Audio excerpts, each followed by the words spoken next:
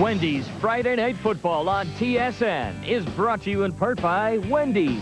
Wendy's Bacon Mushroom Melt is back for a limited time. Wendy's, it's better here. By Molson Canadian, I am Canadian.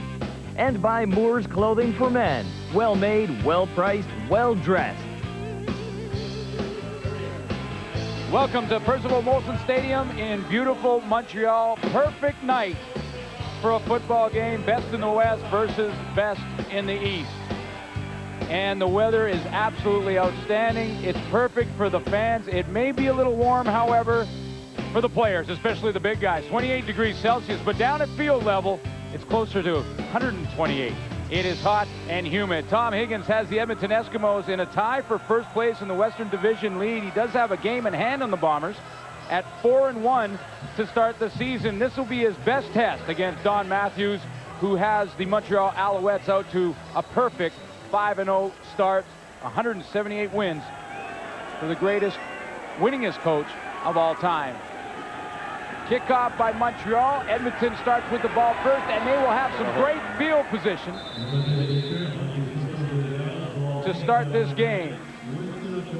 Ricky Ray, in his first start as an Edmonton Eskimo, managed the game perfectly. He has 301 yards on the season, but his game last week versus the BC Lions opened the eyes of possibly the entire league. Ricky Ray was very efficient, dismantling the Lions. He gets his second start. Jason Moss could have played tonight if it was a playoff game. They want to give him one more week. So the 22-year-old quarterback, Ricky Ray, out of Sacramento State, gets his start.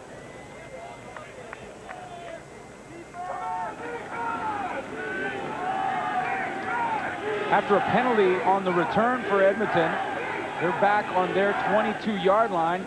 He'll start running the ball.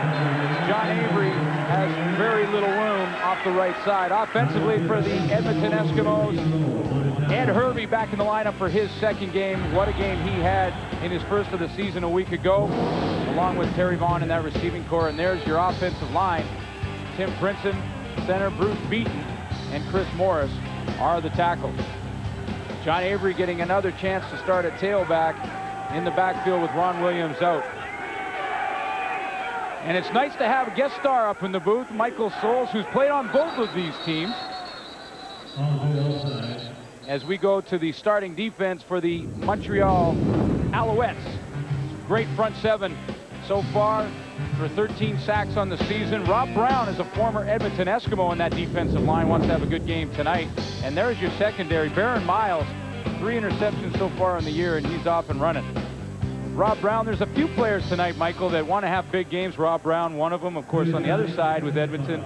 Glenn Young and Steve Charbonneau, both here in Montreal and left this year. So, well, no one likes to leave a team under the circumstances all these players did. So you want to make a big impression when you get to play them again.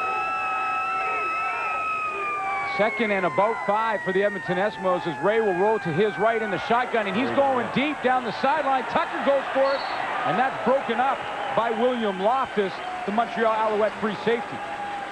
Will Loftus did a great job there. Had to wait a while before he got a chance to start, and he's using the best of his opportunities now. 5 years in the league for William Loftus. He's over there to break up that play. I'm not sure, Michael, if you saw the game, Ricky Ray versus the BC Lions, but what a game he played. And really, at 22 years old, it was a shock for a lot of people, except for maybe the Edmonton organization. I spoke to them, and some of the guys down the field. They were real ecstatic about it, and you know, they were really happy with his result last week. This is a short punt from Sean Fleming. There'll be a no yards. That'll be the 5-yard version, a 34-yard punt for the Eskimos, but the Owls will have great field position when we return to Wendy's Friday Night Football.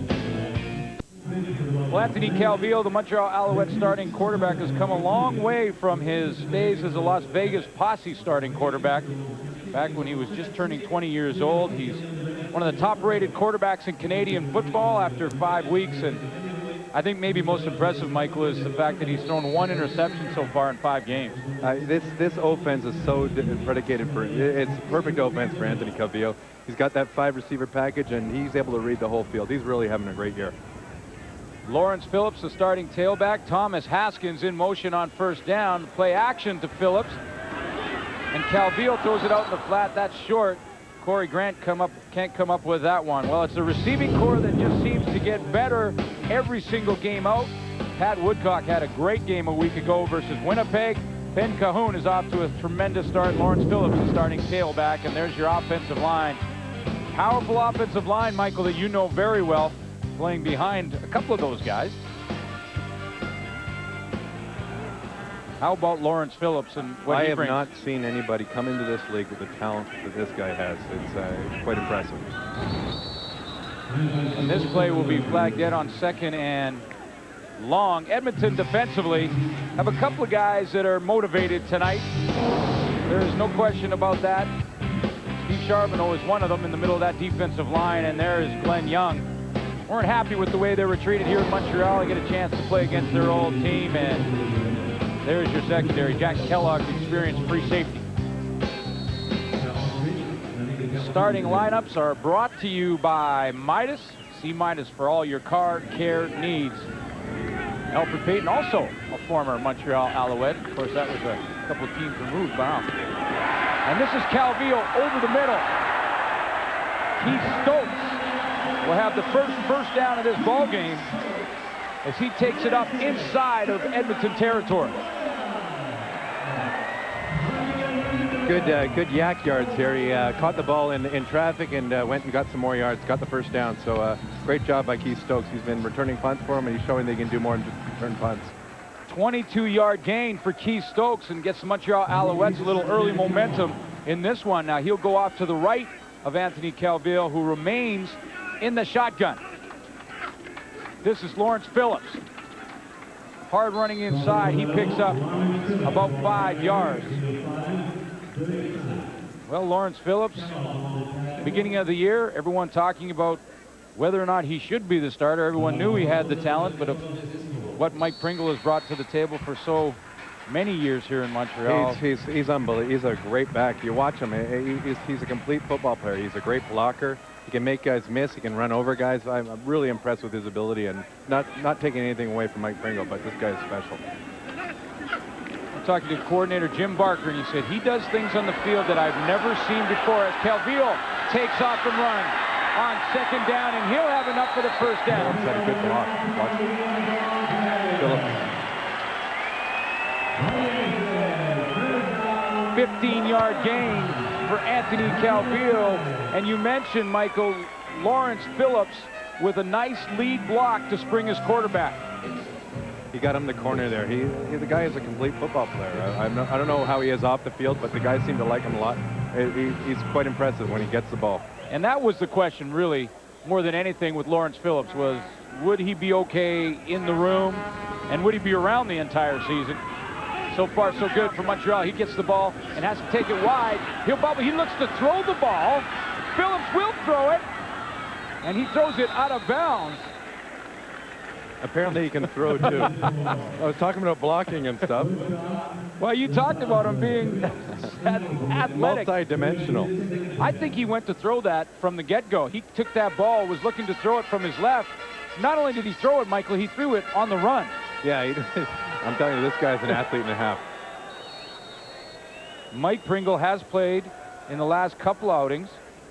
Lawrence Phillips had liquid drained from his knee prior to the game against Winnipeg. He also had a sore elbow, and then he had a hip pointer in that game. Full marks for Mike for dealing with this the way he has. I think he's been very professional. I think he's handled it great. Calvillo to Stokes. Oh, great play. He can't come up with a catch. Jack Kellogg providing the coverage all the way from his free safety position.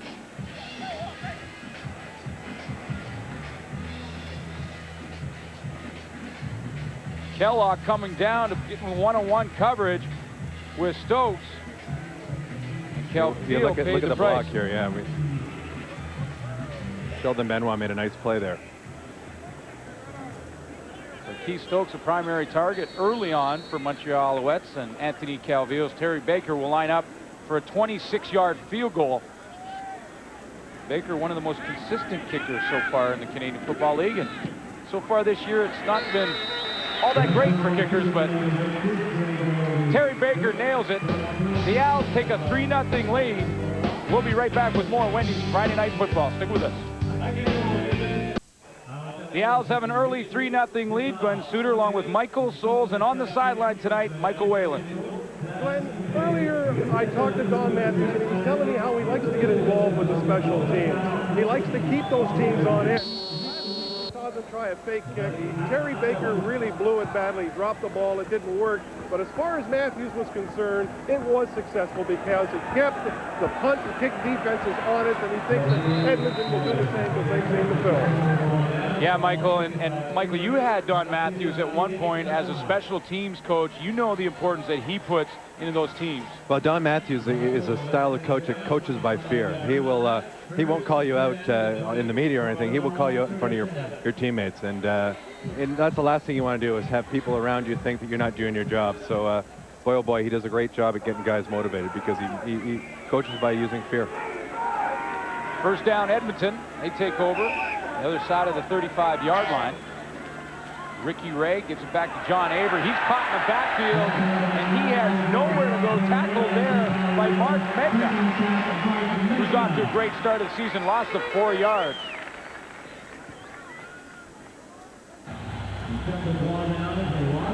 See Mark come down here, and well, obviously makes a great play. Tough for the running back to get away from an unblocked guy, but not making any excuses for that running back. Great play by the linebacker. He just slides down there, puts Edmonton in 2nd and 14. This is not what they want. Avery, the only guy in the backfield. Ricky Ray drops back, dumps it to Terry Vaughn. He's hit immediately by William Loftus. And Edmonton will have to punt.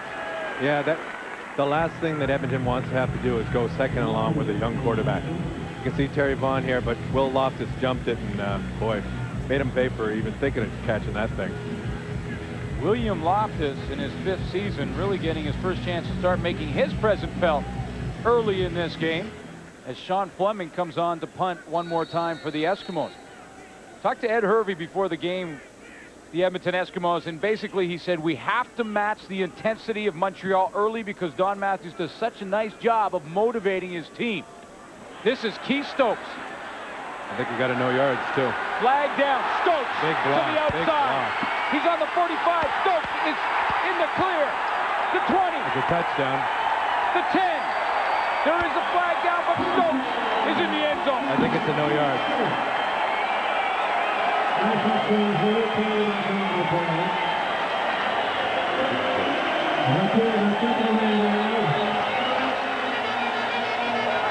No yards.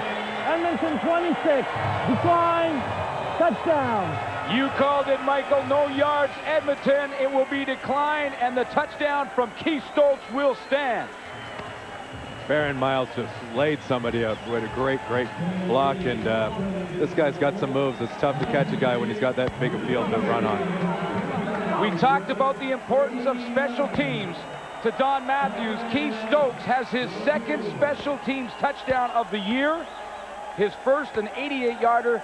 That one, 79 yards for Keith Stokes, who has this crowd on their feet in the game early. Baron Miles just lit somebody up. I'm not sure who, but oh, there you saw a little tail end of that. One more look. You talked about Baron Miles. We'll see if we can pick it up. Keith Stokes. It's right in the right-hand corner of your screen. You'll see it coming here, but you see the guys come flying by you. Right. 31's right there. There he's and coming. Watch this block. Good night. Boom.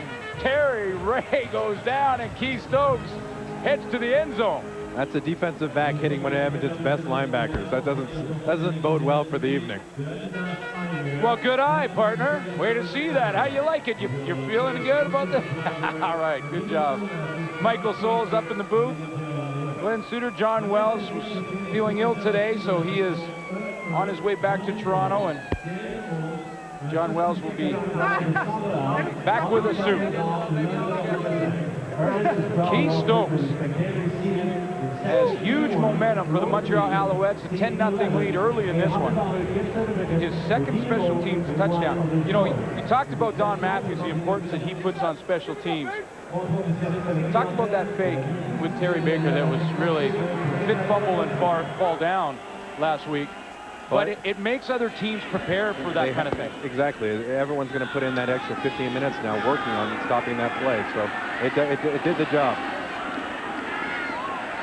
Edmonton, October, can't match the return of Keith Stokes, but really who can at this point? Ricky Ray getting his 3rd series now of the game, talking now to offensive coordinator Danny Machocha on the sideline. I think it's really important for Edmonton to do something on this series. They've had 2 punts and they just had a big kick against them. It's important that they take the crowd a little bit out of this game.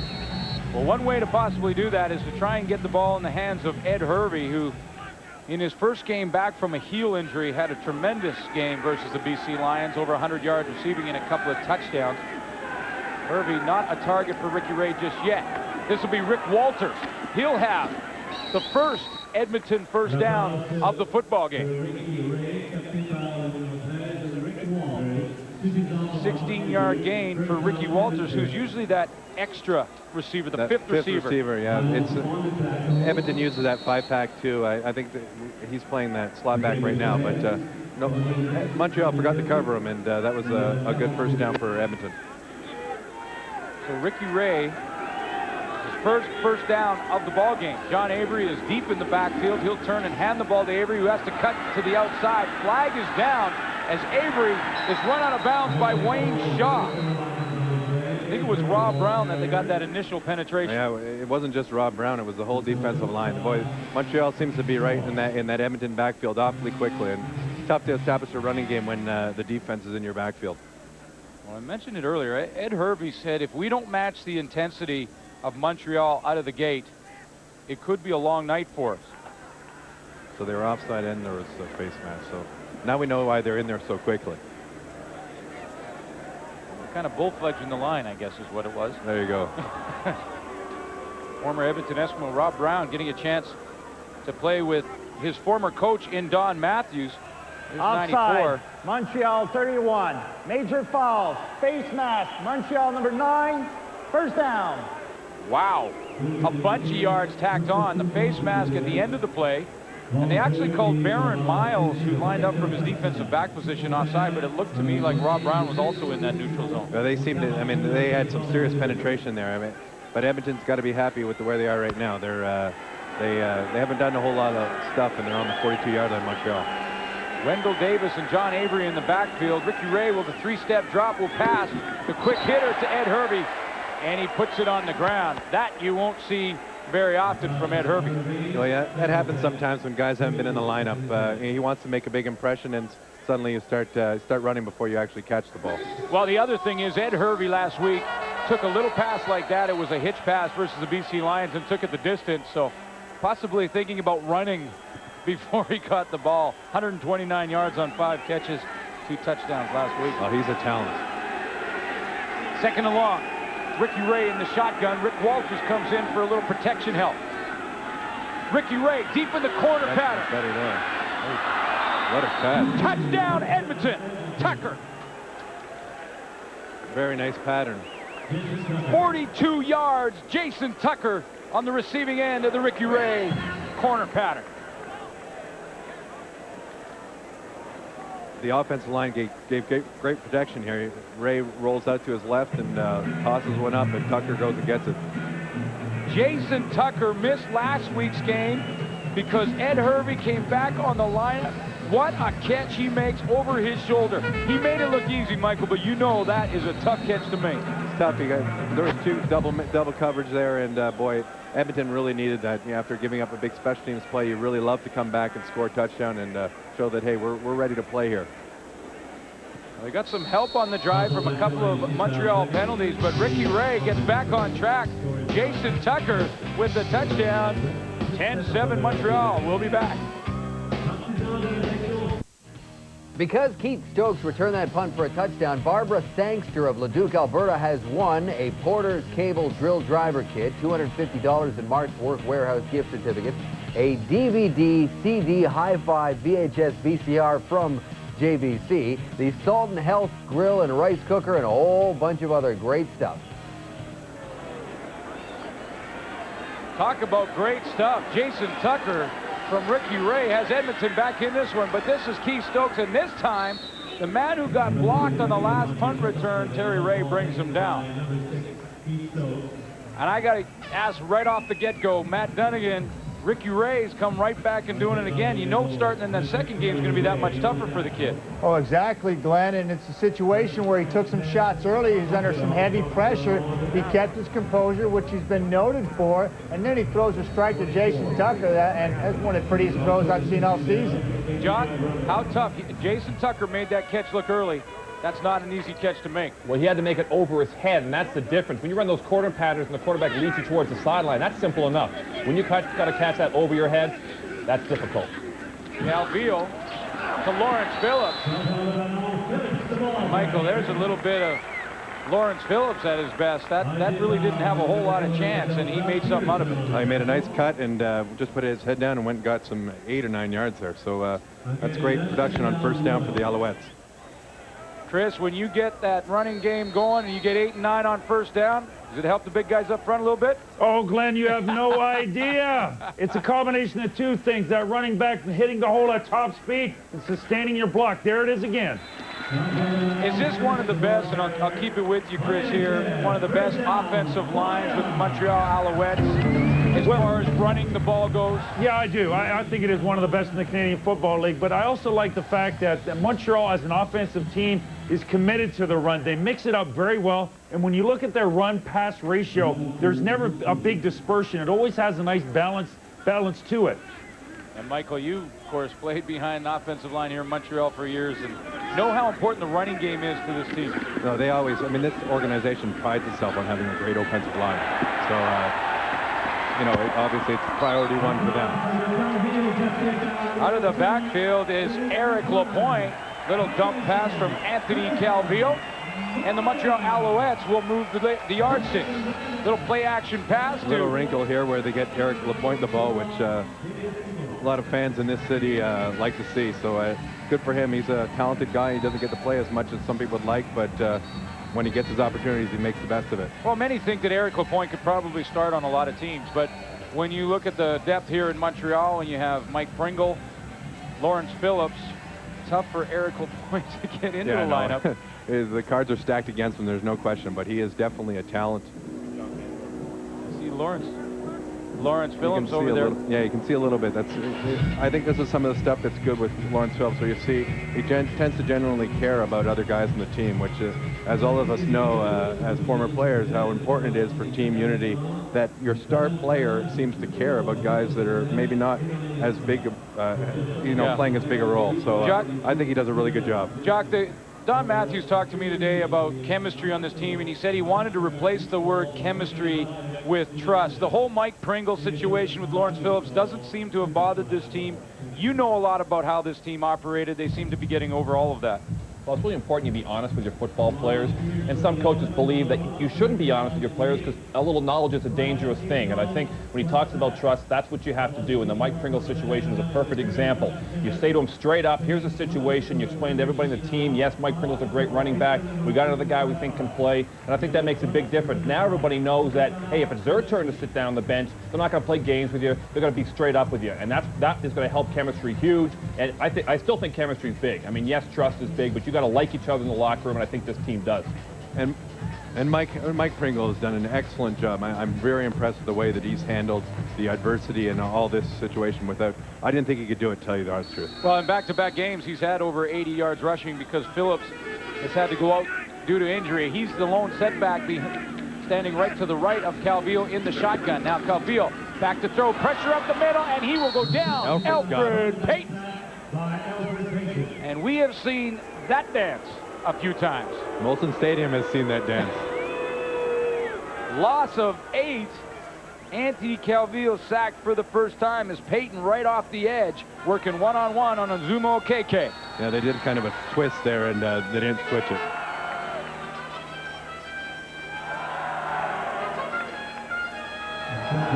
Good for Alfred. Lawrence Phillips now, wide receiver to the left side of the formation. No backs in the backfield. Calvillo in the shotgun. Cahoon was uncovered there. Oh, and Anthony Calvillo, it's a good eye, Michael, because Ben Cahoon to the left side of the formation was uncovered running down the seam, and Anthony Calvillo couldn't get the ball fast enough. Tried to, and that's what cost him. Procedure, Montreal 13, still second down. You can see that's one of the things that that Lawrence Phillips gives you, is you can put him out as a wide receiver. He's got the speed to have to go against the corner, and it gives a matchup problem for the Eskimos. Well, it also gives you that pre-snap read to see who covers Lawrence Phillips as he goes out. And they're going to leave the corner, Malcolm Frank, on him. Again, Calvillo in the shotgun. No backs in the backfield. They'll dump it to Phillips. And Phillips is close to the first down. He'll get a lot of it. That we've seen, Matty, they're starting to try and spread things out, no backs in the backfield, and using Lawrence Phillips in different ways. Yeah, just testing that Edmonton defense, trying to create matchups. And, outstanding job right now by Jim Barker, offensive coordinator, singling out guys and putting his people in position for success. So far, the majority of the game, other than the one drive and the touchdown pass from Ricky Ray to Jason Tucker, has been played in the Edmonton side of the field. Winston October back to receive this Terry Baker punt on third down. And a timeout is called, timeout Edmonton, and I don't believe, Michael, they have enough players on the field. That will drive a coach crazy. If you it's unfortunate if you got to use a timeout on a special teams play. Not that special teams aren't important, but you don't want to use your timeouts for special teams. Yeah, and you only get one per half. So if you use it up, that's it. And Tom Higgins won't have one. That will a few more gray hairs on that hair. Well, he got a bunch last year, and because last year Tom Higgins lost 13 starters to injury, and I don't know how they even got through it, let alone finished where they did in the Canadian Football League. Last week, Terry Baker had a 67-yard single. He tries to angle this one. Winston October will let it hit the turf and go into the end zone. He'll give up another single and try and get some field position back. 10-7 Montreal. Edmonton will have the ball when we return. Ricky Ray, hot off that touchdown pass. We'll be back. Of course, offensive coordinator Danny Machocha working very closely with the 22-year-old starting quarterback Ricky Ray. Jason Moss very close to returning to the lineup. But all of a sudden, the Edmonton Eskimos offensively have some depth at the quarterback position. Yeah, I don't think they were expecting much of Ricky Ray this year. I think he signed 3 days before camp. So, anyways, they got much more than they expected already. Well, very pleasant surprise for not only the team but Edmonton fans, as John Avery off the right side has good yardage. 5-yard gain, putting Ricky Ray in second and medium, and John Avery getting a chance to shine with Ronald Williams out of the lineup. Yeah, I spoke to Danny Machocha before the game, and he felt that for this game to work out for them, John Avery had to have a big game.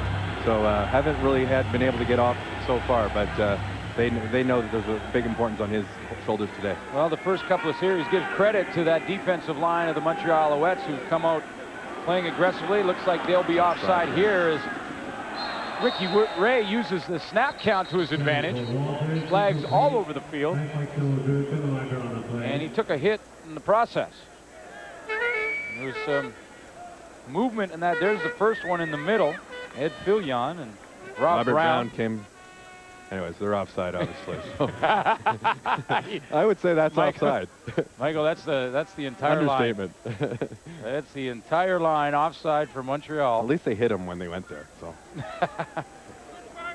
Matt probably doesn't like that. Now, I was going to say, being in an offensive huddle and being a guy... Offside, Montreal, number 44, first down. Being a guy that has had to protect quarterbacks, that's something that you file, is it not? Oh, definitely. Yeah. I didn't watch afterwards and see if anyone got the number, but I think somebody did, and they're talking about it. Yeah, you file that one. Still early in the game. On the offside with the play whistle dead, and they still get a shot on your quarterback. Chris Schultz would have had his number for sure. Two bags, you know that. He's the enforcer on the panel, by the way, down there. Ricky Ray, pressure in his face. He has to just throw this one away. Another offside, or else Edmonton was. Anyway, that's a movement again. Kevin Johnson on the blitz, and that's again. This one is flagged down. There's Kevin Johnson. Yeah, he's offside again. Offside. Montreal, 44. Repeat first down. Well, and he's clearly offside, and so far offside that Edmonton can't set up the blocking scheme. Now, will he go for the hat trick? Hey, now no fair talking hockey up here, buddy. And Johnson up in the line again, showing blitz at least at this point. Two backs in the backfield for Ricky Ray. Quick drop out to the outside, Jason Tucker. And he'll have enough for the first down. Coverage on the play provided by Wayne Shaw. Jason Tucker, again, speaking of Danny Macchiocia, before the season, they were so excited to get this guy.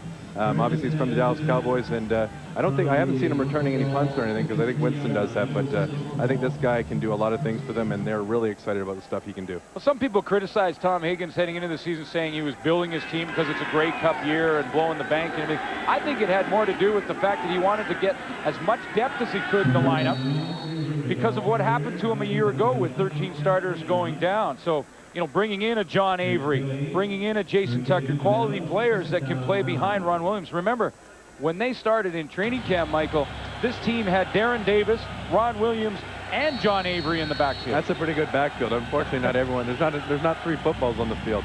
So, yeah, no, you know, I don't fault anybody for trying to build the best team you can. Montreal certainly is trying to do that. Three receivers to the right of Ricky Ray now. Jason Tucker, the closest to him. And he'll look to Terry Vaughn. This one is overthrown. Again, pressure in his face from Stephon Reed. The last thing Edmonton wants is to be second and long. Again, with a young quarterback, that's the last thing you want, because Montreal's going to pin their ears back and just come. So they really got to get better first down production.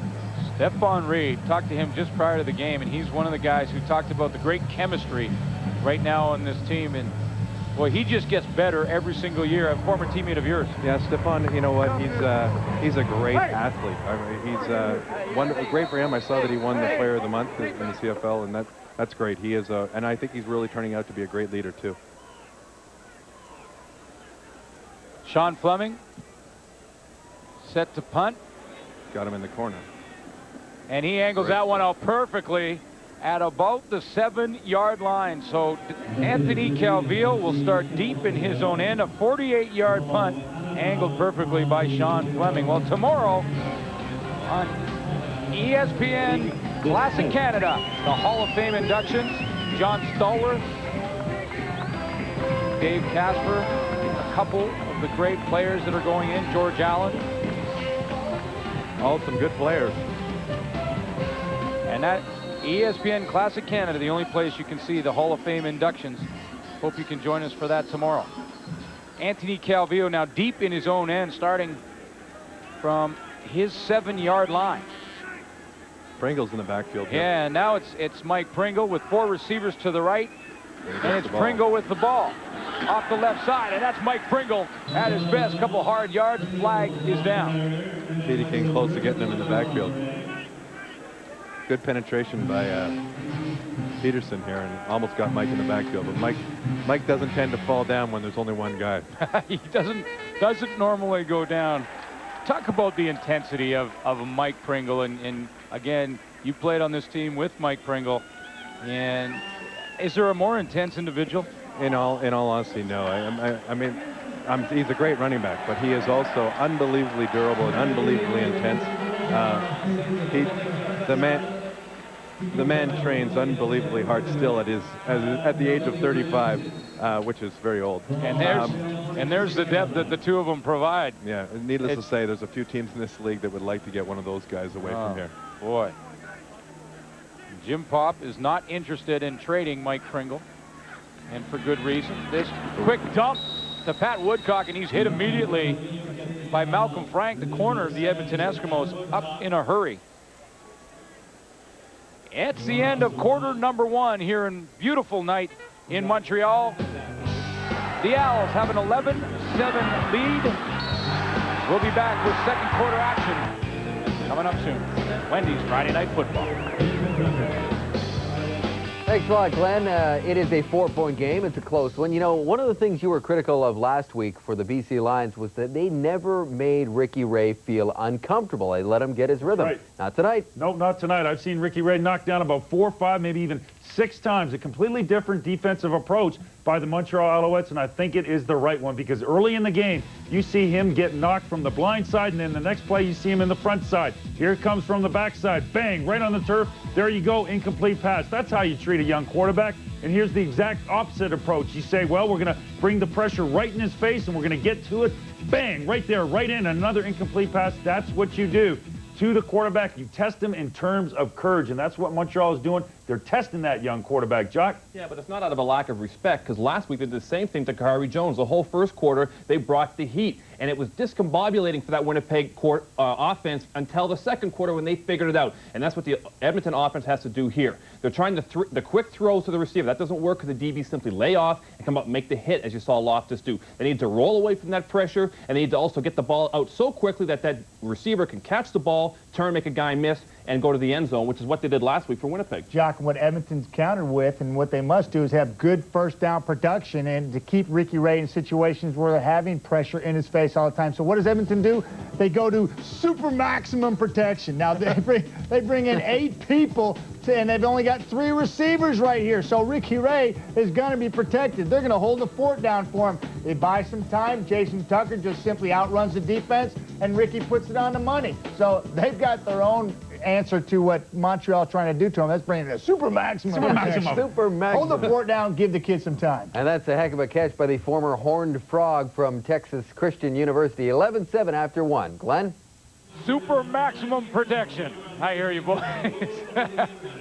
Well, Anthony Calvillo needs some super maximum protection right now, facing 2nd and 11 in his own end. Momentum now sort of switching to the Edmonton Eskimos side of the field. They wanted to match that early intensity. So far, they've done it with the 4-point game. Calvillo with the play action. Now he'll sprint out of the pocket. He's got the corner, Malcolm Frank and Chase, and he knocks him out of bounds, but not until he has what should be a Montreal first down. Oh, he's short by 1, I think. Well, after a quarter of football, now you get a chance to analyze the quarter numbers. Michael? Well, you know what? It's pretty even strength game. I mean, I haven't really seen any significant advantage for anybody. Obviously, 6 first downs for Montreal is good, but you know, it's still a real close game. The special teams play obviously helped Montreal. Both offenses without a turnover, but the time of possession very, very close. So it always bodes well for later on in the game because there won't be one defense that's just totally exhausted because they spent it in the first half. Especially, I think of Edmonton here. I remember certainly coming from the west, it's awfully tough to come east and play in this humidity. So I think it bodes well for Edmonton to stay with the time of possession the way it is. Winston October back to receive this Terry Baker punt. After the last series, Anthony Calvillo looked like he was nicked. October is down just outside the 30, above the 33-yard line. After this series, Anthony Calvillo went right into the Montreal locker room. We'll update that and have more when we return. Anthony Calvillo gets on the headset talking to Jim Barker up in the top booth. He thought he might have been nicked, but he actually just ran into the locker room because he couldn't put the big parachute out, you know, like the dragsters do to stop himself on that last run. It's a big wall that he could have run into too. So Ricky Ray off to Ed Hervey.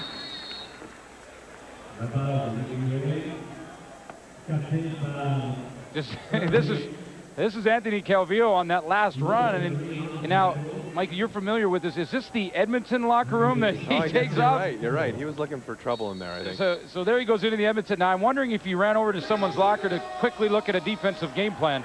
Anthony's known for his fisticuffs. He was looking for trouble. I'm just kidding. Well, I've heard in the past that Alfred Payton has visited the visitors' locker room, but Calvillo is back. He's healthy. He'll be back the next time Montreal has the ball. But at this point, this is the big fullback, Davis. And Wendell Davis picks up first down yardage for Edmonton. I don't think he gets to carry the ball very much, but he knew what to do with it here. Big guy. Unfortunately, I blocked a whole lot more than, well, I guess a kind of similar role. But, you know, not quite as big. But, Michael, as a guy that was asked to block probably more than run the ball, but when you do get a chance to run it, you relish it, there's no question. There you go. Yeah, fullback is kind of like the bass player in the band. It's kind of like the unsung hero. You can't do it without him.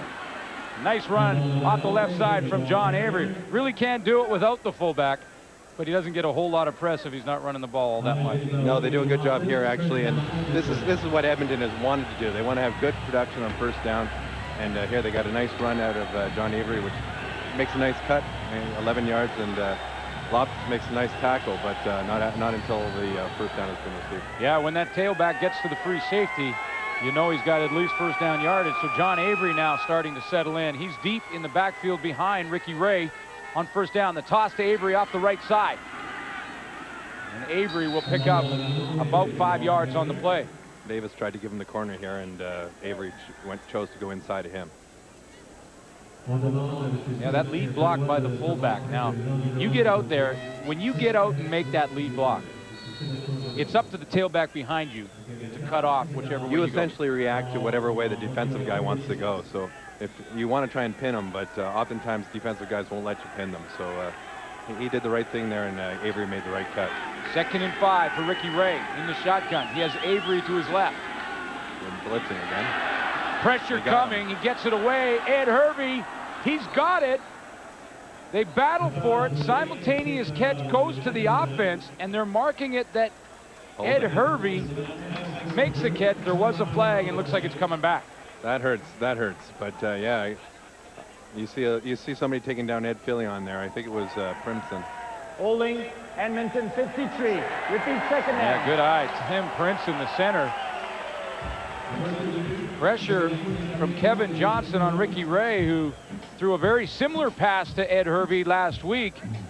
And Hervey caught that one versus the Lions for a touchdown. He did come down with this catch. This guy's got unbelievable size, obviously, and it's tough for a defensive back to go against a guy who's 6'4" and is able to leap like that guy can. Danny Derricott is only 5'9", 170 pounds. Bit of a size mismatch. Hervey is to the right of Ricky Ray. Ray will roll to the left and then have like offside, come back. He'll just hook slide, gets back to the original line of scrimmage, and flags again on the play.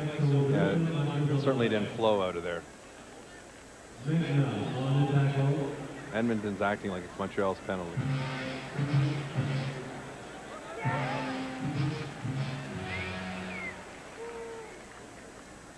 Well, according to Don Matthews, it's against Edmonton. He'd like to take the yardage.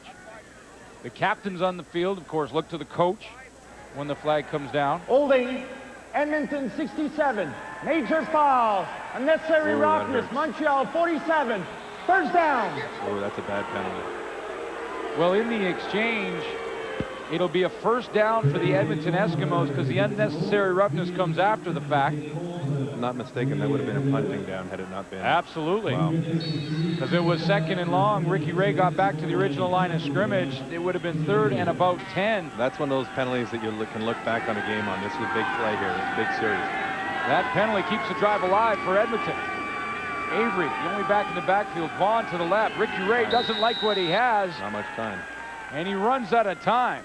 Trying to get Wendell Davis lined up on the opposite side. And he's called, and we'll take one more look at the penalty-laden play. Procedure. You see the Edmonton number 15. 67 Comiskey took somebody down. That was the holding call. And there's the hit. From again, that wasn't a super dirty hit, but I think they're really trying to protect the quarterbacks in their heads. And Stephen unfortunately made head contact with Ricky Ray. Yeah, and Ricky Ray slid feet first. Yep. So and that's out of bounds. So that gives Edmonton a first down. Now it'll be 1st and 15 because of the last penalty.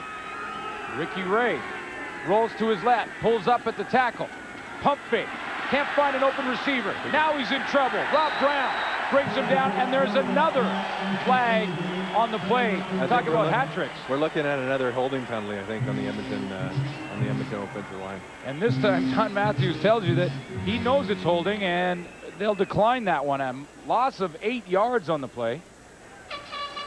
Holding Edmonton number 50. Decline. Second down. Tim Baker getting in on the action. Here comes the play where you just you probably run it, you hand it to a running back and you pretend like you didn't have this series. Glenn Suter along with Michael Souls in the booth. John Wells was ill today and is on his way back to Toronto. And thanks a lot for helping us out, Michael, on short notice. You're doing a great job, buddy. Well, I'm having a good time. And guess what? Another penalty. We're going to get another penalty. Oh, that would have been a touch. Wayne Shaw had an interception that he drops on the opposite side of the field, but this one was blown dead anyway. And it was second and about an acre for the Edmonton Eskimos.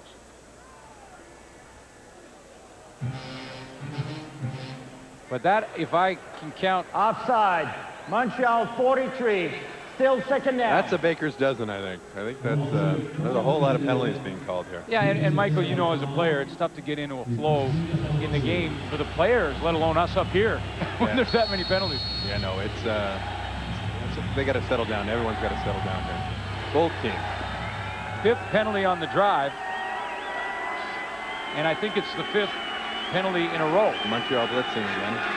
Everybody on the line of scrimmage for the Montreal defense, and then they drop out of there. Ray over the middle to Ricky Walters. They say no catch. And that would have been first down yardage had Ricky Walters found a way to get his hands under that one. And a bit of an argument from Walters. Yeah, I don't think he, you can usually tell by a player and his reaction. I don't think he, I get the impression this thing bounced pretty clearly. I didn't see it, but. Big Robert Brown has been in the backfield and is getting up close and personal with Ricky Ray in this one. Yeah, he's hit him a few times. Yeah, you can see that one bounced. A nice call by the official, and that is a tough call to make. After 5 penalties in a row, we finally have a play without one, and it's 3rd down punting situation for Sean Fleming. See if Fleming tries to put that. Oh, and he'll fake it. He's looking to throw the ball. Now he's in trouble and will kick it. And a decent punt. It'll get a good Edmonton bounce down inside the 5-yard line and then has some draw weight. They don't care about that 5-yard penalty. Oh, and Fleming went in to try and recover it. Of course, he's allowed to get inside the 5-yard area. He might have just hurt Senor Mobley, though. Flags on the play. Mobley is down. Fleming is trying to fake it and then changing his mind. We've got it all. We'll be back.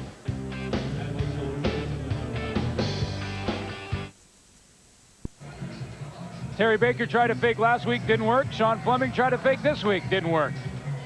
You know, that's exactly what Don Matthews was trying to do last week with Terry Baker. He has the option to either pass the ball, run, or kick it. And obviously, Tom Higgins was looking at the film and said, hey, I'm going to do the same thing. Well, you know, Sean Fleming, Michael, didn't get hit on the play, but when the punter takes off like that and then decides to punt the ball, he is now free game. Yeah, and you saw that the guys knew that on the field, but you know, Sean Fleming's a great athlete, and I think he should do that a little bit more, if you ask me. Played his high school football in North Vancouver. Sean Fleming. Phillips back in. He does have Montreal pinned deep, but Calvillo outgunning. Cahoon over the middle. Ben Cahoon. Gain of 29 yards for the go-to guy so far this year. Cahoon starts from one side of the formation. Michael goes all the way to the opposite side. Ben is having a great year, and he's loving this inside stuff. You know, obviously coming from the wide receiver, you don't realize his treading would be quite as good as it is right now. A huge play to get the Alouettes out of the shadow of their own goalpost as Calvillo now will turn and hand it. This is Lawrence Phillips off the right side. Good speed to get outside of containment, and he will have enough yards for a first down. Ben Cahoon did not have a huge game last week, but he was drawing a lot of coverage from the Winnipeg Blue Bombers, and that's why Pat Woodcock opened up. This guy obviously is not real tall, vertically challenged, I think they would call it. But unbelievable hands.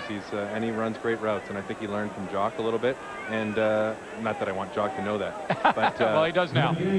But I really think that Ben's come into his own, and they were concerned that Ben wasn't big enough to play on the inside, and there was people talking that way. And boy, oh boy, he's got some moves. I saw him last week. He was really giving them fits. Nice move right there on Shannon Garrett. And it's always good when you have a possession receiver who knows how to catch. So you've got one of the hottest receivers in the CFL this year in Ben Cahoon up against the veteran of 7 years in Shannon Garrett, who has an interception this season. Cahoon got him there, but I'm sure Shannon Garrett wants a little payback. And they're matched up on each other again. There's a tight end formation for the Alouettes here. Bit of a waist down. 6. As Lawrence Phillips picks up plenty of yards for the first down off the right side in that double tight formation. Well, Lawrence Phillips, he's been banged up a little bit. Yeah, but when he goes out, unfortunately, the second leading rusher in CFL history gets to come in. So it's tough for the defenses to be able to stop it. Well, and in some ways, different styles of runners too, are they not? I mean, Lawrence Phillips can take on the man, but Pringle will always do that first. Yeah. Phillips has some moves. Yeah, he tends to try and make guys miss before he tries to run over them. Little play action now. This is picked off. Burke is still on the fly. Fabian Burke knocked out of bounds at about the 31-yard line. A late flag on the sideline. The first turnover of the game goes to Edmonton. Fabian Burke, the extra defensive back, with the interception. One of the few mistakes from Anthony Calvillo. Obviously, Anthony would like to have this one back. He wanted to try and get a ball to Ben Cahoon. We will return with more in a moment. Well, following this game, we will have Sports Center for you, all the highlights from this one and everything you need to know in the world of sports. Dutch and Onright following the game tonight, 10 o'clock Eastern, 7 o'clock Pacific. Fabian Burke gets the defense on the board. First interception of the game, second interception for Anthony Calvillo. It's pretty impressive, Matt, when he came in throwing just one interception over 5 games. Yeah, he had the play action going for him, and he worked well and coming out of his own goal there and to Ben Cahoon. And then he went back to the well one too many times, and I think it was just a lack of communication with the receiver coming across the middle, and Fabian Burke was the recipient of being in the right place at the right time. Okay, yeah, okay, so the quarterback thinks it was community. I think Fabian Burke read his mail. No way. No way. Big play. Now, can the Edmonton Eskimos, Jock, take advantage of the sudden change, as we like to call it in Saskatchewan? I'm not sure what you guys call it in Montreal. Yeah, we used to call it that too, and it was really important to respond when you get a turnover. But you know what they're going to have to do is figure out this blitz by Montreal. Montreal's just coming after them every single play now because they don't think the young quarterback can figure out a way to pick it up. And I think what he's going to try to do here, before this was blown dead, was try to roll away from that pressure. And we'll see here, Montreal comes after him and whether he can roll away from it or get rid of the ball quickly. 1st and 15 facing Ricky Ray now. He's got Vaughn, Tucker, and Robinson to his left. He looks that side. This is Terry Vaughn. Vaughn trying to work outside. Great pursuit by the Montreal defense. They are flying around, and Chris, Terry Vaughn to the outside. He usually can make the first one miss, but this Montreal defense is getting after it. Jock was just mentioning about picking up blitzes. You know a thing or two about that. Oh, yeah. Hey, Glenn, let's count the bodies. 1, 2, 3, 4, 5. They're hitting Vaughn so hard, they're hitting each other, too. I mean, that's exactly how you play defense. The more bodies you have, the more containment you have. First guy makes the tackle, the second guy punishes that guy. Okay, hold on now, Chris, because I'm going to come back to you in a second about this blitz pickup. Ricky Ray's in the shotgun now, second and a bunch. 14. And this time they're just rushing 4 and dropping everyone. Ray's going deep down the sideline. Ed Hervey can't battle to the football, but a flag comes down. Ed Fillion pounded Ricky Ray after he threw that ball. Danny Derricott. There's Ed Fillion right there. Only a 4-man rush here, but Edmonton forgets to keep blocking here. That looked like a clean hit. Flag at the end of the play goes against Danny Derricott. 26. First down. Yeah, that was tough. Yeah, I would say keep it in the pocket if it was my call, because both players have a right to the football. I'm sure that our panel, which is sort of slanted on the offensive side of the ball. Oh, yeah. That's me. Pass interference. Clear infraction there. That's what I thought, guys. 1st and 10 for Ricky Ray now, regardless, because we don't make the call, the ref does. It's first down on the 10-yard line. Ray, fake to Avery, and a good one. He's got the out pattern. Touchdown. Touchdown, Edmonton, Ricky Walters. Well, you can look back here. That was that, if I remember correctly, this is where you had that penalty to Stephen Reed and kept the drive alive, and Edmonton goes down and scores. What a turn of events. A questionable pass interference call, guys. And Ricky Walters in the end zone. Chris, I wanted to come back to you. Play action working perfectly there. Well, it is. And what play action does is it creates hesitation between the linebackers as to whether they need to support the run as their priority or to get back in their zones and visually see what is happening in front of them. It's a great way to play football, and it really is the basis of Montreal's success. The power running game helps play action so much. Extra point is good from Sean Fleming. And all of a sudden, the Edmonton Eskimos now have the lead. Michael, you played here for years. This is saying something to have Edmonton come in here and in a half of football, take the lead and take the momentum like they're doing.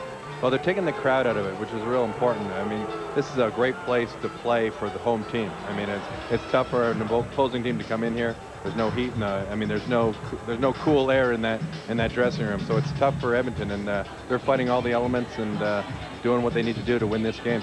Reggie Lowe, as you saw in that last replay, went down and tackled John Avery.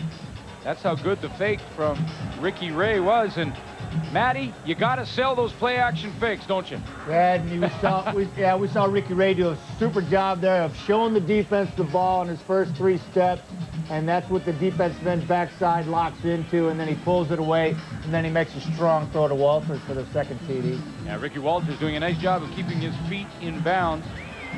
Another player that has had to play behind some great depth in Edmonton in the receiving corps with Terry Vaughn, and maybe hasn't played as much as he would have had he been on another team.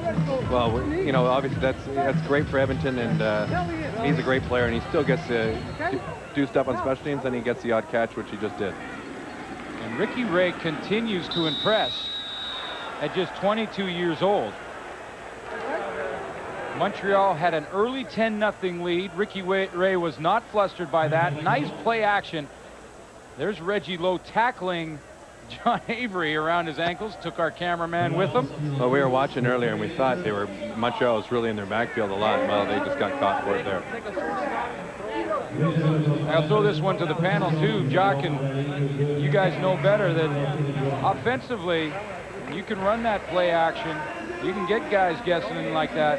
Opens things up for you pretty big way. Well, we saw earlier actually Mark Magna come right down the line of scrimmage and make the play on a running play, and I was sitting here in the studio wondering when they're going to pull the ball, and obviously somebody in the booth saw it too, and that time they got the Montreal defense hook, line, and sinker.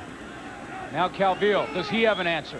Play action to Phillips over the middle. Corey Grant, one-hander, and it just slips through the fingertips of Corey Grant, who's been a guy that really hasn't been involved in a big way in this offense yet, Michael. Well, it's tough to be that wide receiver. It's it's a long throw, although they let him come in there, and that probably should have been caught. But you know what? When you don't get that many balls, when you do get one thrown to you, sometimes you're a little hesitant, and that's the last thing you want to be when you're a football player. Grant goes wide to the right. Calvillo now facing second and long. Phillips comes out of the backfield and becomes the extra receiver. 3 on each side. Calvillo to the left. Caught Thomas Haskins. Big first down up to the 40-yard line for the Montreal Alouettes.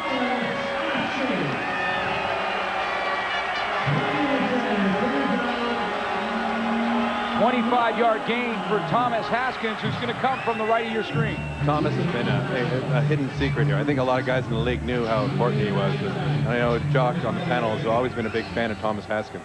But he gives different dimensions to this team. Shannon Garrett saves a touchdown on the shoestring tackle as Mike Pringle comes back in the game and is lined up right beside Anthony Calvillo in the shotgun. Cahoon in motion to the left. Calvillo looking to his right, pump fakes. Now he'll scramble out of the pocket. He finds Keith Stokes. Stokes still on his feet, down to the 25, and then a couple more. He'll be down to the 21-yard line, tackled there by a hustling Doug Peterson. Well, you see the importance of having someone like Keith Stokes. Once he catches the ball, he knows what to do with it, as he showed when he scored that touchdown on the punt return. But he tends to know how to make guys miss, obviously, and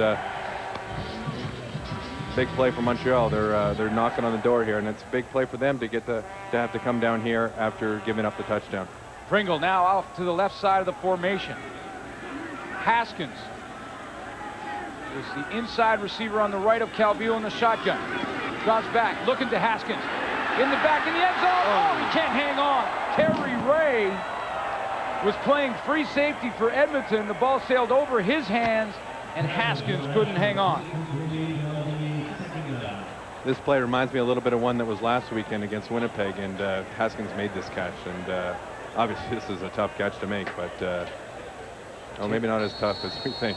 Well, guys, this is... You'd probably like to have that back. Chris, I'll tell you something. This is the game we were sort of anticipating coming in, a close game with two explosive teams.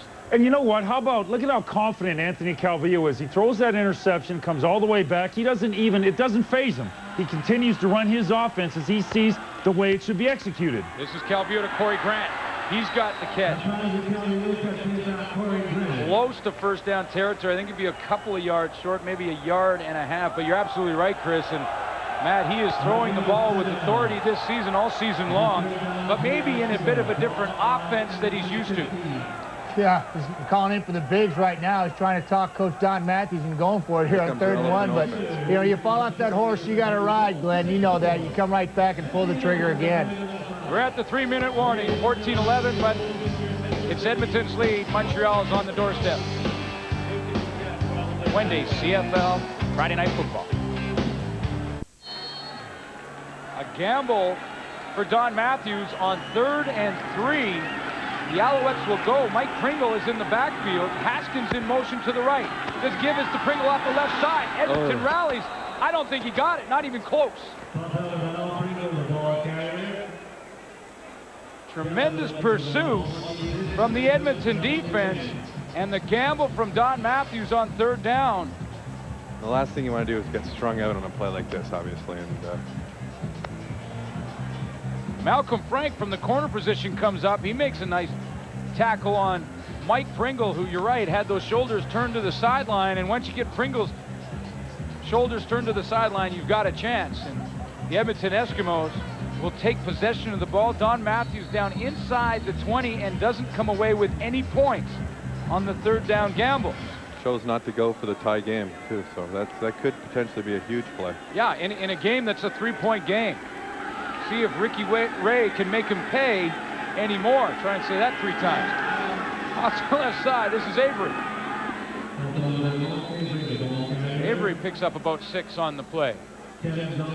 Well, you got to have confidence in your offense, but for Don Matthews to gamble on 3rd and 3 in a close game like this and put the ball in Ricky Ray's hands, that one will be second guess. You get the impression that that's a call that gets made because of the home crowd. I mean, I don't know. I think if you're in a visitor stadium, you may go for a tie of the game, and I don't know. Ricky Ray on 2nd and 4 has Avery, 2 backs in the backfield. Now he'll audible at the line and drop back into the shotgun. Ricky Ray down the seam. He's got Terry Vaughn. Just overthrows Vaughn on the corner. Ray got tattooed again. He is taking some hits, no question, in this game, and it's usually right as he's delivering the throw. The fullback kind of probably should have looked out and stopped Reggie Love from... Nice pattern by Terry Vaughn on Baron Miles. He is open, and that's how close it is. You've heard the cliche many times. It's a game of inches, and that was about 7 inches too far as Terry Vaughn goes in for some water in the locker room. Sean Fleming comes on to kick off. Montreal should get great field position here. Or the punt, I should say. 2:21 left in the first half. Edmonton with a 3-point lead. Great kick. Keith Stokes will track this one down to his 35-yard line. Stokes to the left side, trying to set up the wall. They may have a wall. Stokes, now he'll cut back. Still on his feet. And finally brought down. The ball comes loose. Montreal recovers. They'll have the ball around midfield when we return. You're watching Wendy's Friday Night Football. 2:04 to play in the first half. This little draw play out of the shotgun to Lawrence Phillips goes nowhere. Edmonton now starting to control that line of scrimmage, and in a close game like this, We'll see how many times in the second half we go back to that gamble. That's one of those plays right there where it's either a big play or you do what just happened and you get a loss of 2. Well, it seems to me that Calvillo has been in second and long a bunch in this first half. 3 receivers to the right. Phillips at a wide receiver. 3 to the left. Phillips, as you mentioned, the wideout. Calvillo over the middle to Stokes. He's got it. Spins back. Stokes. First down and then some. Up inside the Edmonton 45-yard line. A gain for Keith Stokes of 16 yards. He didn't have that first down, but he went again yards after the catch.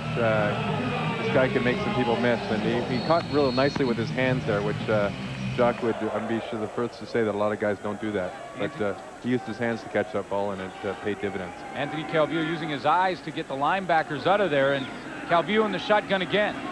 First down for Calvillo, goes to the left side. This time overthrows Keith Stokes. Jack Kellogg providing the coverage in the zone defense for Edmonton. Yeah, this throw sailed on Anthony. Well, you've heard the guys throughout the game, and you'll hear more of them at halftime. They'll break down the first half for us. Look ahead to the second half. Randorf, Dunnigan, Schultz, and Climbing. Former teammate in there. Jock Climbing. Yeah, Michael. He was my teammate and friend. And good friend? Yes. Or just friend? No, good friend. Good friend, okay. 2nd and 10 now for Calvillo. Looking to his left. Now he's flushed out of the pocket. Oh, he got away. Gets out of that one. Steps up. Now he'll run. Calvillo trips. And he'll trip about 2 yards short of the first down. Depends on where he rolls to and where they mark the ball. But Calvillo pressured early and gets out of trouble. Charbonneau had a chance for a sack. I bet he would like to have that one back. Steve Charbonneau, you know he's fired up to play in this one. 11-yard gain for Anthony Calvillo, Michael. Well, listen, the situation is that Lawrence Phillips took himself out of the game, and Mike Pringle seems to have bruised his knee. He's headed into the Alouettes dressing room. That's why Eric Lapointe is in there right now. And that's likely why they're going with 6 receivers. Lapointe as a slot back. That one is knocked down. And there's a flag on the play. It'll be holding against Montreal. Now the Montreal offensive line trying to get as many holding penalties as Edmonton's had so far tonight. Well, Alfred Payton came off the edge there and thought it was holding. Montreal 65. Still first down. That was Kevin Lesrud. Gets called on the holding. And big Rick Cunningham was also working on Alfred Payton. Looked like he had him kind of wrapped up. So either way, Montreal will be pushed back. They do have first down, however. Eric Lapointe now in the ball game. You heard Michael Whalen say Phillips and Pringle out. Oh, they Screen. They tried to set up to Lapointe, but it's well covered. Terry Ray right in the hip pocket of Eric Lapointe. Calvillo has no one to throw to. It's one of those plays where you try and set up the screen, and obviously Edmonton read it very well. You can see Elford just stopped running. And right there beside Eric Lapointe was Terry Ray.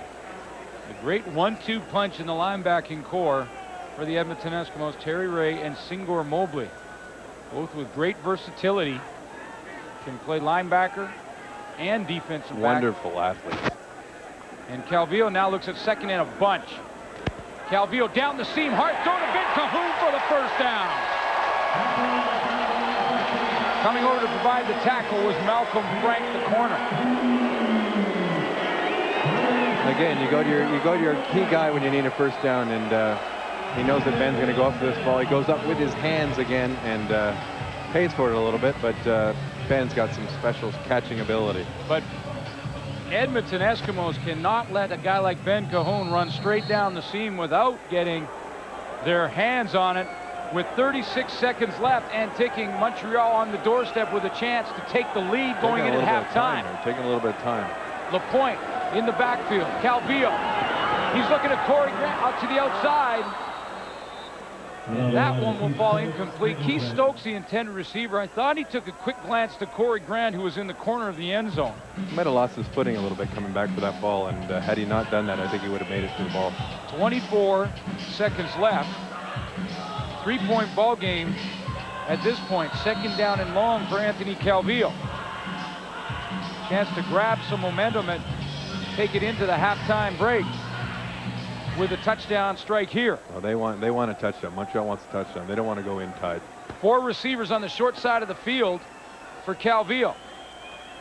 Stokes coming across. This is Stokes on the crosser, and he'll be corralled in a hurry by Shannon Garrett.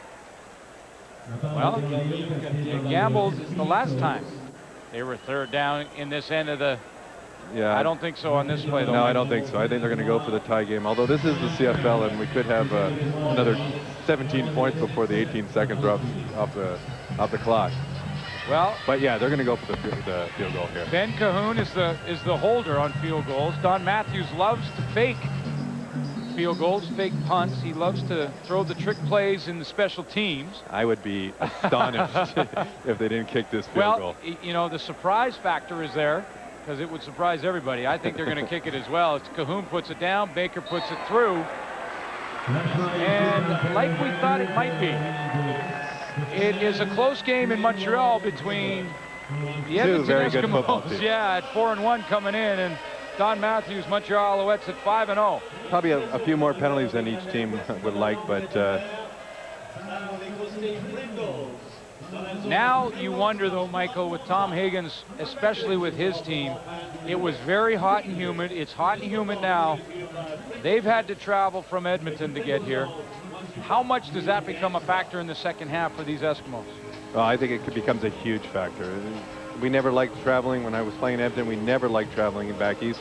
The games in Ottawa and Hamilton were always tough on us because of the humidity, and they're in a dogfight right now. But we'll see how they come out, but I'm expecting big things. Well, the lift, you have to believe, for the Eskimos, at being on the road, especially in a ballpark that's hostile territory, an undefeated team, and you've got it all tied up at 14 heading in at halftime. If you asked them this in the beginning of the game, they would have taken it, I'm sure. Well, we wanted to give you a close one on Wendy's Friday Night Football. How's 14 all at halftime between... Please set the clock to 1 second. 1 second. The Edmonton Eskimos at 4-1 coming in against the Montreal Alouettes. They're going to put 1 more second on the clock, so we will have 1 more play. Ricky Ray will just kneel down. And I'm not sure why they did that, but maybe they wanted to hold off the panel to give them 1 more second to prepare what they will have for you at halftime. We're all tied up at 14 on Wendy's Friday Night Football. Dave Brandar will be with you next.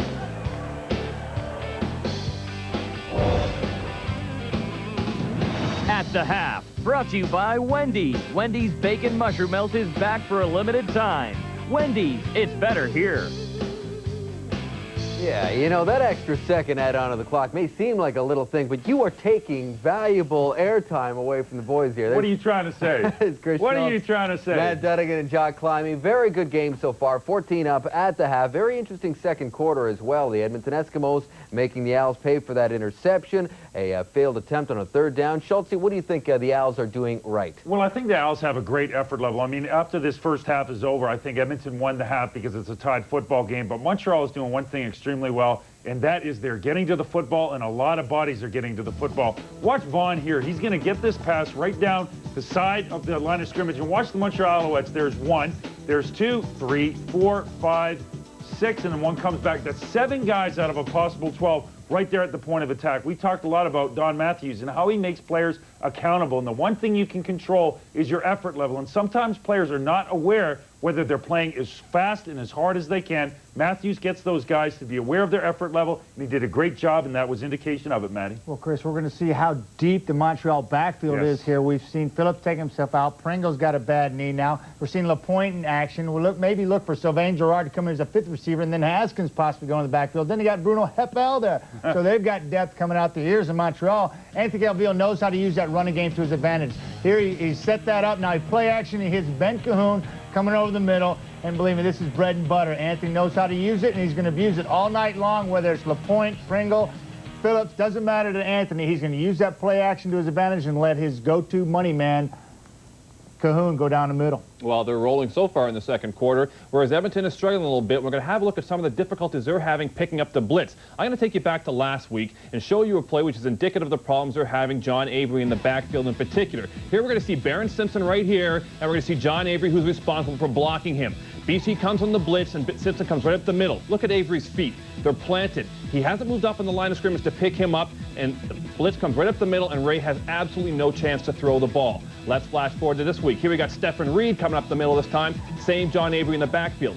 He keeps his feet once again planted, and Stephen Reed is in the quarterback's face before he has a chance to throw the ball. Every quarterback will tell you if he's going to get blitzed, he'd rather the blitz come from the outside so he can buy some more time rather than right up the gut when he has no chance to throw the ball.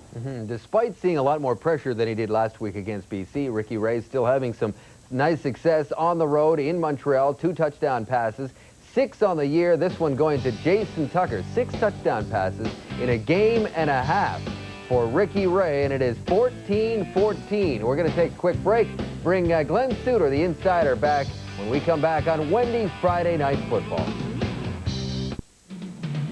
Tomorrow on ESPN Classic Canada, live coverage of the Pro Football Hall of Fame inductions, including 2 greats right there, John Stallworth and Jim Kelly, amongst a great class going in this year. If you don't have ESPN Classic Canada, contact your local cable distributor. I'm joined now live from Montreal by jack of all trades tonight, Glenn Suter. Suits, we mentioned off the top of the show, Steve Barato is no longer the head coach of the BC Lions. He was fired today after their latest loss last night to Calgary. Adam Rita, the GM, is now the head coach for the rest of the season. What else can you tell us about this one? Well, I had a chance just prior to this game beginning here in Montreal to be on the same radio program with Steve Barato, and he's taken the news like we would expect him to take the news because he's a first-class guy, and that's how he's taken it. He understood that something had to be done in BC. They had to have a shakeout. I'm not one to ever think that the changing of a coach during the season helps. I think it puts you back to square one, but something had to happen in BC. I think he would admit at the end of the day that the only mistake he's really made this year is that the 2 inexperienced offensive and defensive coordinators that he hired, the Arslanian brothers, have really put this team behind the 8 ball a little bit.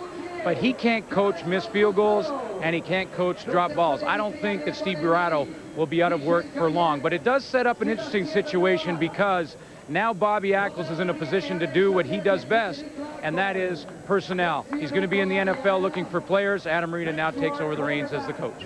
The Lions 1-5. They go to Winnipeg next week. The hunt for the next CFL commissioner is continuing. What's the latest you have there for us?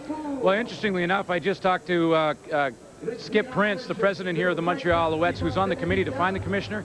He says they've narrowed it down to 8. Now, that's not news, but what is news is that this is a prominent group of 8. In fact, there's a couple of former commissioners from other sports in the group. He wouldn't give names, but it's a prominent group. All of a sudden, a lot of people interested in the CFL. Well, things are going well, so why not? Thanks a lot, Glenn. We'll let you get back to your post there in the booth. Rejoin you and Mike Soles momentarily. Time for us to take another quick break, but as we do, let's check out this day in the CFL. This day in the CFL, brought to you by SportCheck.ca, Canada's choice for sports.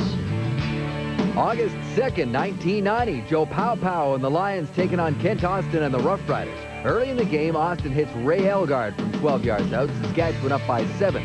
But Pow and Larry Willis were on the same page in this ball game. They hook up for their 2nd touchdown of the night. This one ties it at 25. But the Riders had a great 4th quarter. Dave Ridgway nails a 50-yarder to put his team ahead for good, and Saskatchewan wins it 36-25. The halftime number is brought to you by Moore's Clothing for Men. Well made, well priced, well dressed. You can see Montreal has almost double the net yards, but they also have 2 key turnovers. Here is the head coach of the Alouettes, Don Matthews, with Michael Whalen. Don, you have to be a bit concerned. Your club has been in the red zone a couple of times, and you have not been able to come up with a touchdown on offense. Yeah, the red zone, we haven't done a good enough job, but my real concern is all our penalties on defense.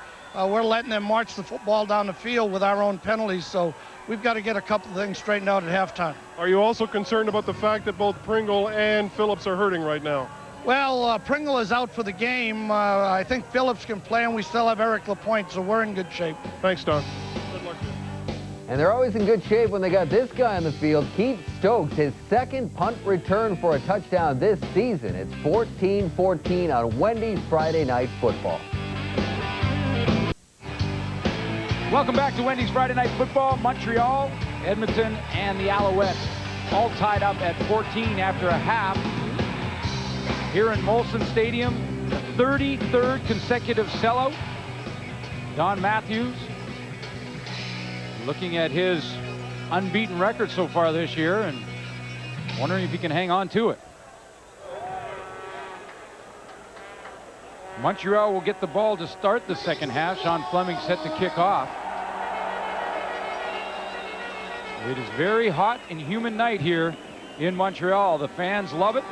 Kicking back on a nice Montreal evening for a football game, but it's tough on the players. Short kickoff is bobbled around by Montreal.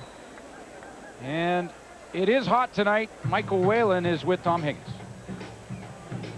Tom, there's got to be some concern about all the pressure that they're putting on your young quarterback in the second half.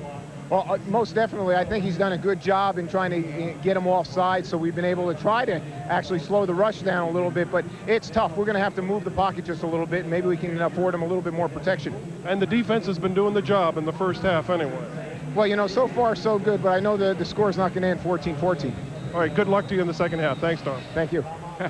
Pretty safe to say that the score will not end 14-14. Not with these two quarterbacks, Anthony Calvillo, who's a proven veteran, and then Ricky Ray, who just keeps... looked impressive in his last two starts. Just keeps surprising people one after another with his ability to manage a football game. But now it's on Calvillo's shoulders.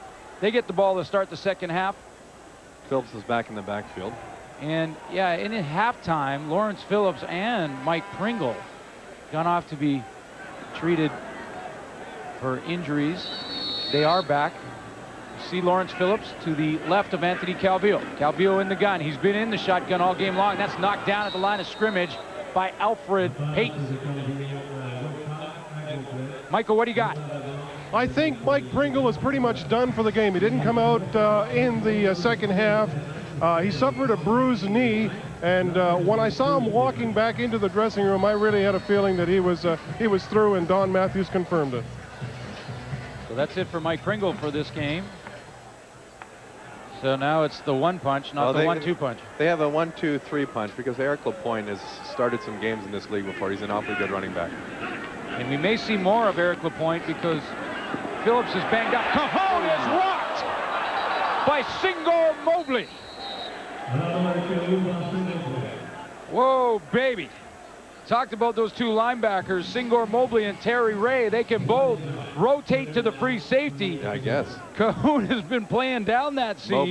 Mobley was pretty deep there. That's a deep drop for a linebacker. But yikes. Well, that's why he wanted to play wide out. And Mobley taught, like most defensive backs are taught, to tackle the ball. If you put your head on that football, a lot of times it will pop out of there. Mobley prevents the first down. Kicking situation for Terry Baker. He gets a good high kick away. Taken there by Winston October. October up the middle. He's got a few yards, goes down, and he'll be whistled down around Edmonton's 30-yard line. The Eskimos are starting to hit here in Molson Stadium. We'll be back with more in a moment. Well, folks, if you'll let us, we would like to own your Friday nights. Watching Wendy's Friday Night Football here in Montreal. Our next edition, next Friday, BC in Winnipeg. The new look BC Lions. Today firing head coach Steve Barato. Adam Rita goes down and takes over as the head coach, and Bob Ackles basically takes over Adam Rita's job. Adam's coached in this league before. Ricky Ray hasn't played much in this league before the last week's game versus the BC Lions, and of course here tonight, and a little high on that throw to the outside, but very, very impressive at 22 years old, his demeanor. And I thought when he came out against the desperate BC Lion team, a team that really needed to come up with some kind of win, he didn't do things in a spectacular manner, Michael, but he did manage the game and he won the game, and that's the bottom line. Well, that's all you got to do. You got to manage in the CFL. You got to manage the clock. You got to manage the field, and he did a great job of that last week. Al's coming with pressure on Ricky Ray. He dumps it off to Vaughn. He has it. Now will his forward progress get him the first down? He should be close. He's got to try and get Terry Vaughn in this game. He hasn't. Terry Vaughn, I don't know if he's even caught a ball. Well, that one will be marked up around the 38-yard line, so that'll be a little bit short for Terry Vaughn, who had to come back to the ball. And again, pressure from that Montreal defense. Yeah, they're putting their ears back and coming after Terry. Tom Higgins at halftime did not take his team into the locker room. I talked about how hot and humid it is here in Montreal. It's about 30 degrees at game time, but down on the field, obviously, it's a lot warmer. Very humid. Fleming to punt. Partially blocked. That'll come just over the line of scrimmage. Fleming trying to recover it. Montreal has it. That one partially blocked by the Alouettes.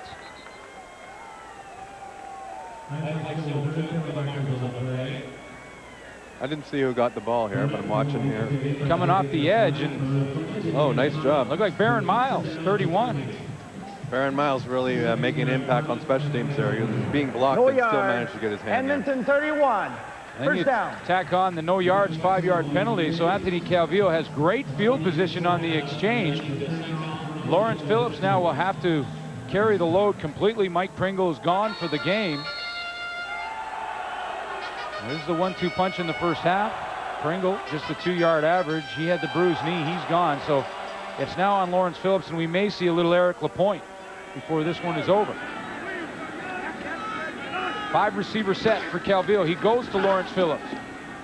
Hard running to the left side of that line on the counter. Now he's had the fluid drained off his knee. He's got a bad elbow. He had a hip pointer last week, and he was banged up in this one.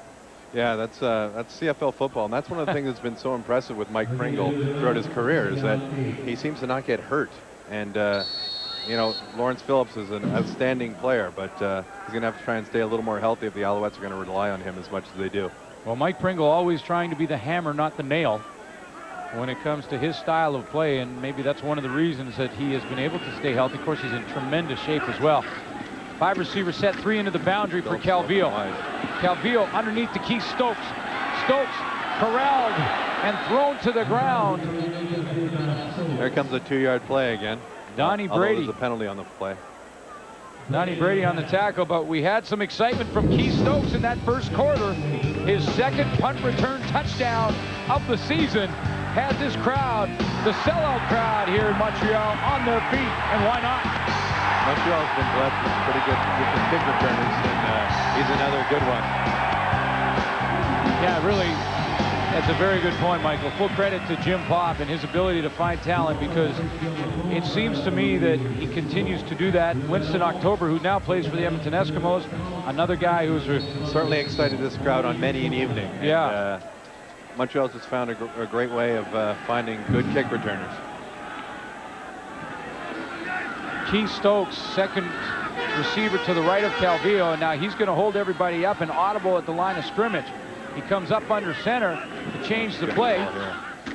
Gives it to Phillips off the left side. Phillips trying to struggle for that first down, and Donnie Brady again making the tackle. And this Edmonton defense now really starting to establish something. Yeah, they got to bear down here. This is a big second down play. They want to certainly limit them to a field goal attempt. Well, Edmonton hasn't had Doug Peterson in the lineup the entire season. He had an ankle injury early, and he's been worked in slowly, but to get him back in the middle, you had to go head-to-head with him at times. Doug Peterson is one heck of a football player. I'm not sure he's playing at 100% tonight. I've been watching him limping a little bit, but boy, oh boy, Edmonton misses him when he's not in there. If you're just joining us, Glenn Suter in the booth along with Michael Souls as Calvillo fumbles this one around. Now he'll pick up a couple of yards, but should be short of the first down. Michael Whalen is on the sideline. John Wells was ill before the game and is on his way back to Toronto. A bit of a stomach flu. So I want to thank Michael Souls for helping us out at short notice, and now I'll put it on you. Oh, well, Anthony had the presence of mind to kind of pick it up and decide this wasn't a good play. I'm going to go try and get the first down. Now Don Matthews had another choice to make. He's got 2 yards, and I don't know if the crowd went out again this time. I think he's going to go for the 3 points. A.J. Gass putting a pretty nice hit there on Anthony Calvillo, and they will go for the 3-pointer. Terry Baker in the game. Ben Cahoon will hold on the field goal. This from about 37 yards for Terry Baker. His longest on the season, 42, well within Baker's range. And they'll fake it. They got it. They've got the corner. Cahoon down inside the 10. Ben Cahoon, second fake kick of the game. One by Edmonton didn't work. This on the fake field goal. Ben Cahoon has the first down and then some.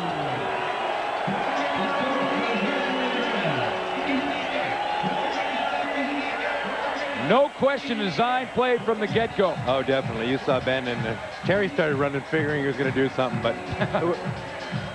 that's a tough play for that guy on the end for the Edmonton line. That's his responsibility to make sure that doesn't happen, and he got suckered. Well, you know, you're coached when you're on the field goal return team that if you're going to go for the block, there has to be somebody responsible to make sure that fake doesn't occur, and it looked like they sold themselves out, the Edmonton Eskimos, something that obviously Montreal saw on film. Big play here. Calvillo with a chance now. That's a play action. Take advantage of it. He dumps it over the middle. Down to the 1 yard line. Bruno Heppel. Basically a shovel pass, and he wanted that touchdown. He doesn't get to carry the ball much as that fullback in this offense, so he wanted a touchdown here. Kept going. Anthony did a good job there because Charbonneau was between the two. Here's the edge players on the play before. See, they sell out inside, and Ben Cahoon takes off to the outside. But now can Calvillo take advantage of the fake from Cahoon? Split backs in the backfield.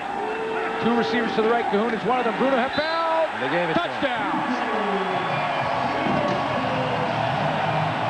Classy move by the organization. That was pretty much to decide who you're going to give that ball to. Bruno got it there, so they figure we'll give him the touchdown. Good job. That doesn't really, come down to Bruno got him down to the 1 yard line, and let's give him the stat. I think Anthony Calvillo is the type of quarterback that, yes, he called his own plays. He would have made sure that Bruno Heppel took this ball in. Baker in for the extra point. Give Montreal the 7-point lead. The big play from Ben Cahoon on the fake field goal.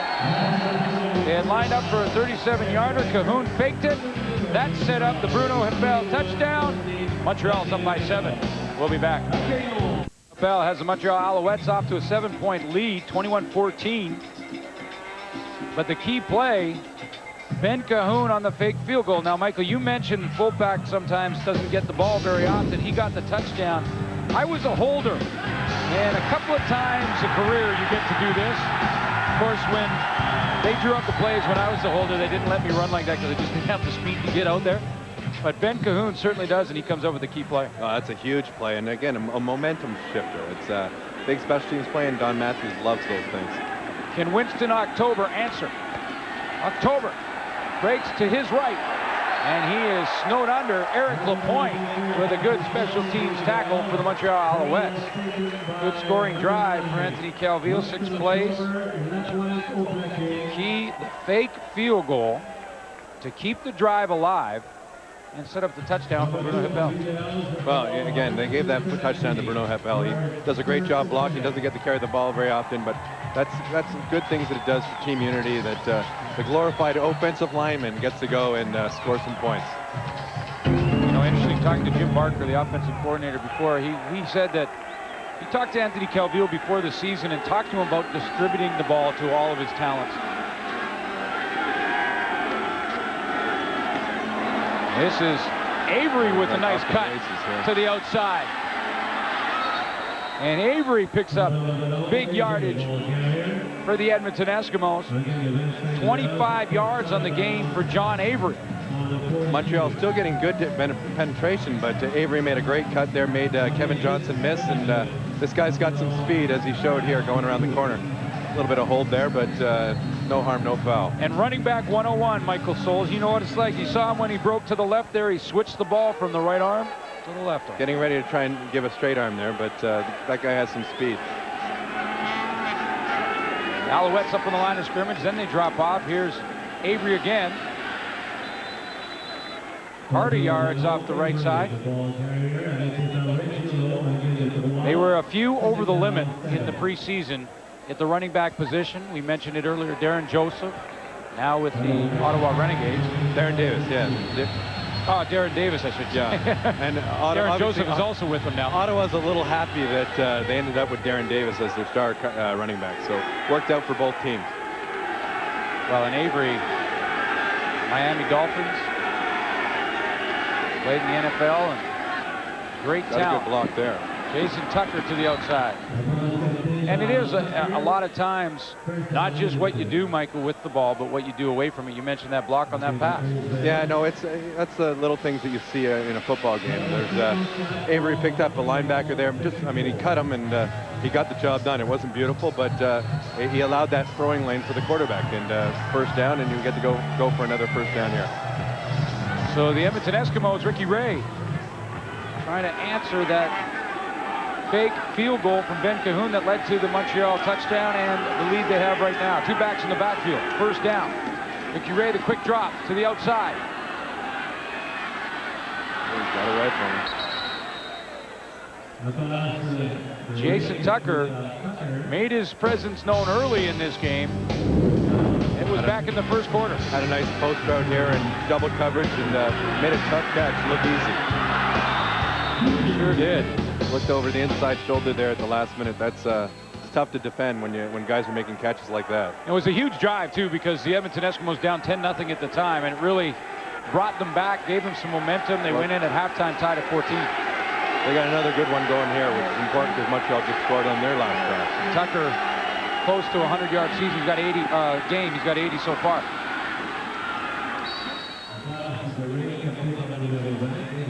Jason Tucker missed last week. He did have in week 2 a 100-yard game for the Edmonton Eskimos. I feel like the Eskimos coaching staff feels like they're just scratching the surface with this guy, and once they figure out how to get him more involved in the offense, I think they're going to be more and more happy.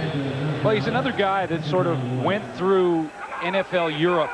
He played for the Rhine Fire over in NFL Europe, and a lot of players now, in both the NFL and the CFL, playing in Europe for a while, and then it's sort of become the feeder system for both leagues. Correct. Avery off the left side. Deep. They got to hold them. Now flag, but the flag was thrown in the secondary of the Montreal Alouettes. I think one of the offensive linemen playing tight end there might have given him the corner with a little bit of extra help with illegal use of the hands. Exactly. You're not. If you're not cheating, you're not trying. Although Chris never Edmonton helped. 62. Still second down. Well, another Chris Walby once told me that his theory was if you hold on every play, they're not going to call every single one of them. So why not just do it every play? And then they call the odd one and oh well, but do it every play. Now, I'm not suggesting that Chris Walby held on every play. But no, there's certainly a technique that a lot of good offensive linemen use that you won't call holding, but it's awfully tough to get away from.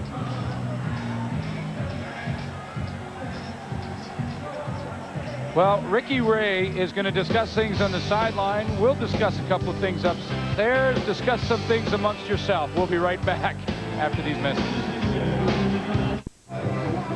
Well, we're in week 6 in the Canadian Football League, and the National Football League is about to kick off.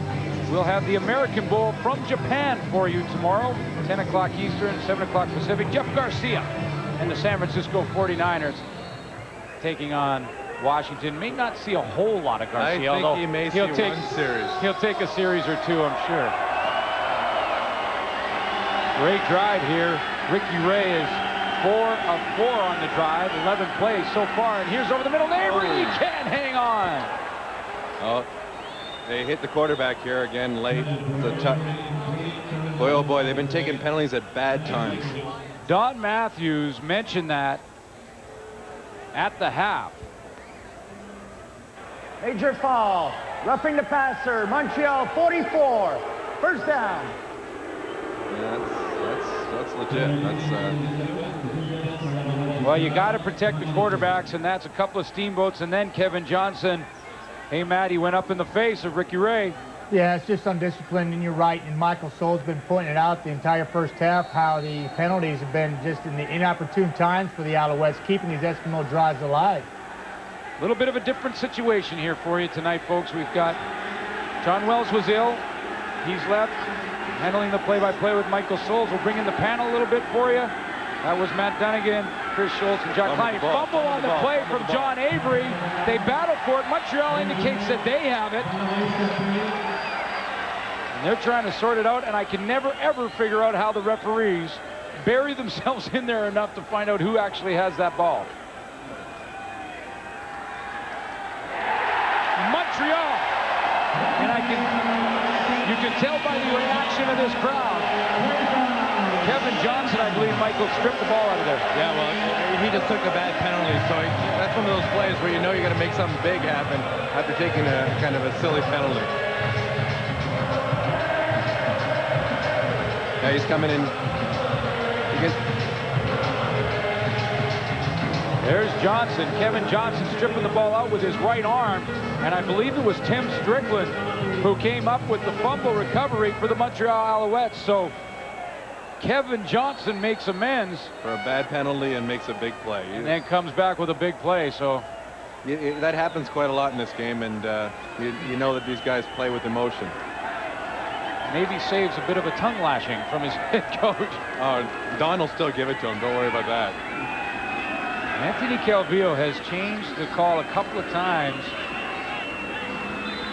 And Jock Climby, you had a chance to work with Calvillo for years, and he has the red light to do, or the green light to do this. Well, he's throwing the ball a lot more than he ever did when I played with him. But you know what I've noticed about Anthony this year is the way he looks so certain and poised every time he's in the pocket. He's not back there trying to figure out what's happening. It's like he knows exactly where he wants to go with the football each and every time he drops back in the pocket. It's 5 steps and a throw, and it's fun to watch. And he is on his game. Lawrence Phillips is down on the field. Now, Mike Pringle has already left the game, and our report from Michael Whalen was that he will not return. Here's the last play. Phillips hits it up in the line of scrimmage. Tackled there. I believe it was Glenn Young on the tackle. It was actually Alfred Payton who hit him pretty good. Alfred Payton. And last week, against the turf. Last week, Lawrence Phillips versus Winnipeg, after this play, had to leave the game, and Mike Pringle went the rest of the way. And at that time, it was a hip pointer. He's favoring his left leg, so we'll get to see what Eric Lapointe does here. He's been looking for this opportunity, and this crowd will go nuts if he does anything. Oh, yeah.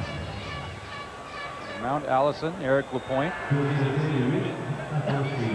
And he's in the backfield now. Haskins and Keith Stokes to the right of Anthony Calvillo. Ben Cahoon to the short side of the field to his left. Edmonton showing blitz. Terry Ray jumped in the neutral zone. And it is a free play because I believe Terry Ray, he knocked his own man offside as Lawrence Phillips tries to shake off that injury. Trying to walk off whatever's bugging him, but doesn't look good. Now, Chris Schultz, when star running backs start getting nicked, you know one thing, Calvillo's got to put it in the air every time. What does that change the offensive line? Because now they're sitting back waiting, right? No, not necessarily. I think, you know, with Eric Lapointe, you have a quality running back, but it's the injury that Phillips has. A hip pointer is one of the most painful injuries in all of football. 3 of us have had hip pointers. David Randorf he has never experienced that, so he can't relate. But look at Lawrence Phillips right there. That's a running back who's used to taking physical punishment. He's in pain. Hey, don't bug Dave Randorf. He had a hangnail, paper cut just before last week's game. It was a severe one, too, I'll have you know. But look, guys, I mean, look at that. A hip pointer will make you buckle over. It is just a bruise right at the end of your hip, and it's devastating. A lot of firepower coming in with both Lawrence Phillips and Mike Pringle in the lineup. Those are the numbers so far tonight. It doesn't look like we're going to see either one. By the way, Phillips is grimacing on the sideline. He looks like his day is done. And they're going right back to that hip. like Chris Schultz mentioned, and another 3-receiver formation on each side of Anthony Calvillo. Haskins in motion. Calvillo looking that way. He's got down the seam. Corey Grant's open. Grant still on his feet. Grant down inside the 40-yard line of the Edmonton Eskimos.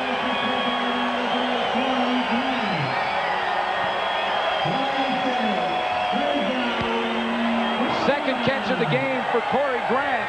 Anthony Calvillo does a great job spreading out the defense here. He's got 6 receivers in the package and chooses the widest open one. And it's Corey Grant. He catches it and makes something happen after the play. 43-yard gain for Corey Grant. Trying to get noticed in this offense for Anthony Calvillo, who's gone to Ben Cahoon. We haven't heard much from Pat Woodcock tonight, who had a big game versus the Winnipeg Blue Bombers a week ago. Woodcock and Cahoon are together to Calvillo's left. That was to Eric Lapointe. That's because Phillips is on the bench. Michael, what do you got? Well, it looks like he's re-aggravated that left hip that bothered him in the last game, and I'm pretty sure that he's pretty well done for the evening, and we're going to see a lot of Eric Lapointe. And earlier you were talking about Stefan Reed being a key component to the defense. He looks like he's out as well. He twisted his ankle earlier in the quarter. Thanks, Michael. Yeah, I saw Stefan Reed in commercial was taken off, and a devastating loss. That's a big indeed. loss for Montreal's defense. They haven't had to put him on, but we'll see who they put on in Stefan's place. Well, it makes this drive that much more important, and this is Keith Stokes. He will be short of the first down. It'll be second down Montreal, but it does, Michael, I would think, make this drive that much more important. You lose your star linebacker, your 2-star running backs are out of the lineup.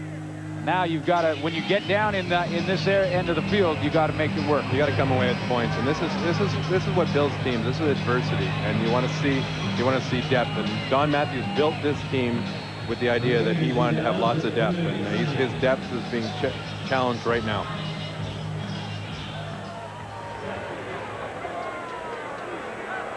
Calvillo, 2nd and 5. Edmonton, everybody on the line of scrimmage are sending pressure. Calvillo gets it out of there. Cahoon should be very close to first down territory. They get a great spot, I don't think. And the crowd does not like the spot that he got either. Now, he had to come back for that football. And you got to remember that the 2-star running backs are out here. This is it's the questionable. You probably go for the kick, and that's what he's going to do. Oh, he fell down. Looked like he fell awkwardly on that left knee, but he got up right away. Ben Cahoon was okay, and they will send in Terry Baker and the field goal team on 3rd and 2. If you're just joining us, early in the first half, well, midway through the first half, Don Matthews gambled on 3rd and 2. Didn't work out for him. And he has kicked on 3rd down ever since, although there was the fake to Ben Cahoon. It was a huge play. Yeah, and Cahoon's in there now, but this time he'll put it down. Terry Baker puts it up, splits the uprights, and the Montreal Alouettes add to their lead, make it a 10-point deficit that Edmonton will have to battle back from. Well, you can tell by the face of Lawrence Phillips that, and Michael Souls, you've had the hip pointer. You know how painful it is. Yeah, that's a tough injury, and you can tell by that face he's not playing football tonight. Now Ricky Ray has to come back from behind. He takes off running. There is a flag down.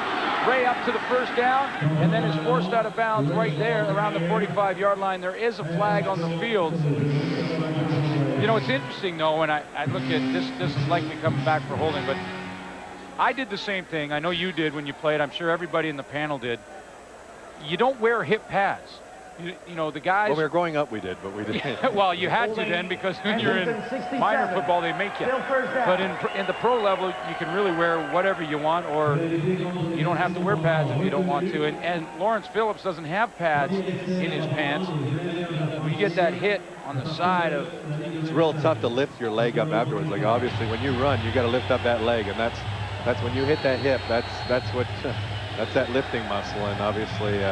He will be done for this evening. You know, and I would say, and I'm not talking about Lawrence Phillips in this case, just generally speaking, when you don't wear the pads, it's not just because you want to look sweet. I know it was kind of like you wanted to look sweet. Well, I think we all want to look sweet. we have bad things on our head.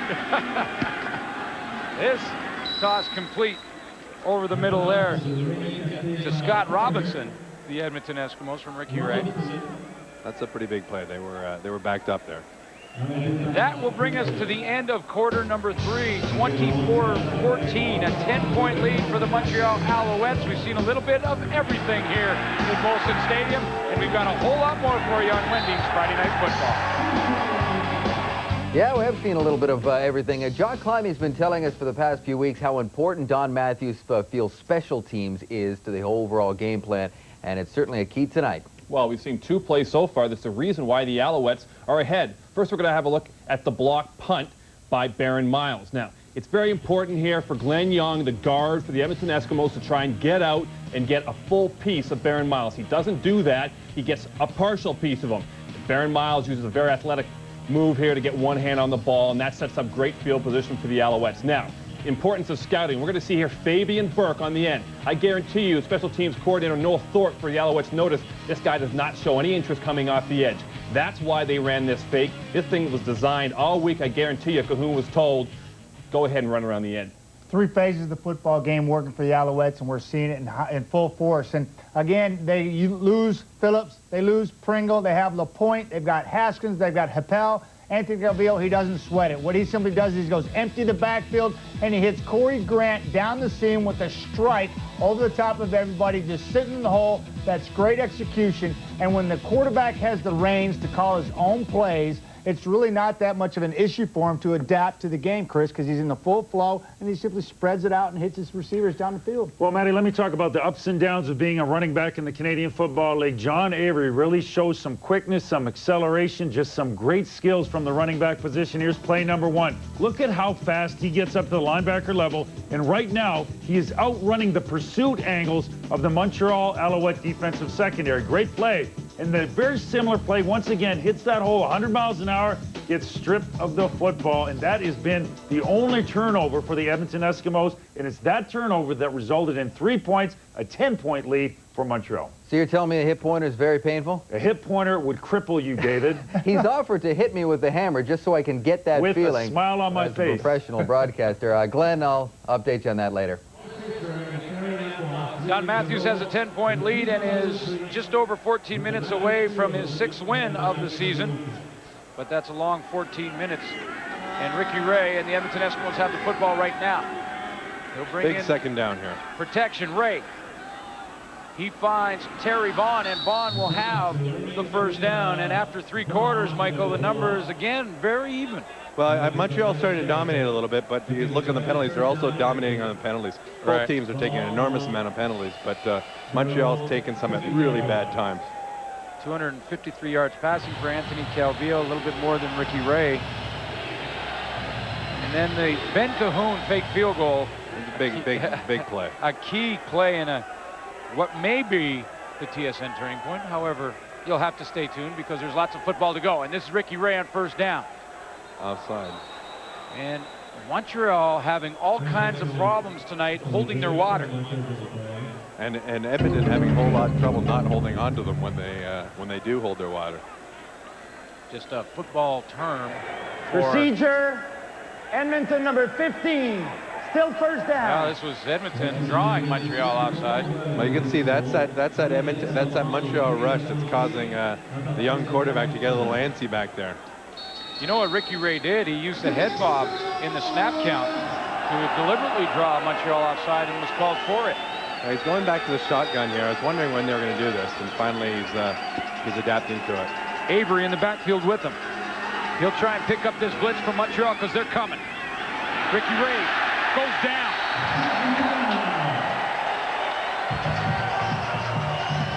Flag on the play again. Ray down. Pressure coming from Tim Strickland. And Strickland is still down.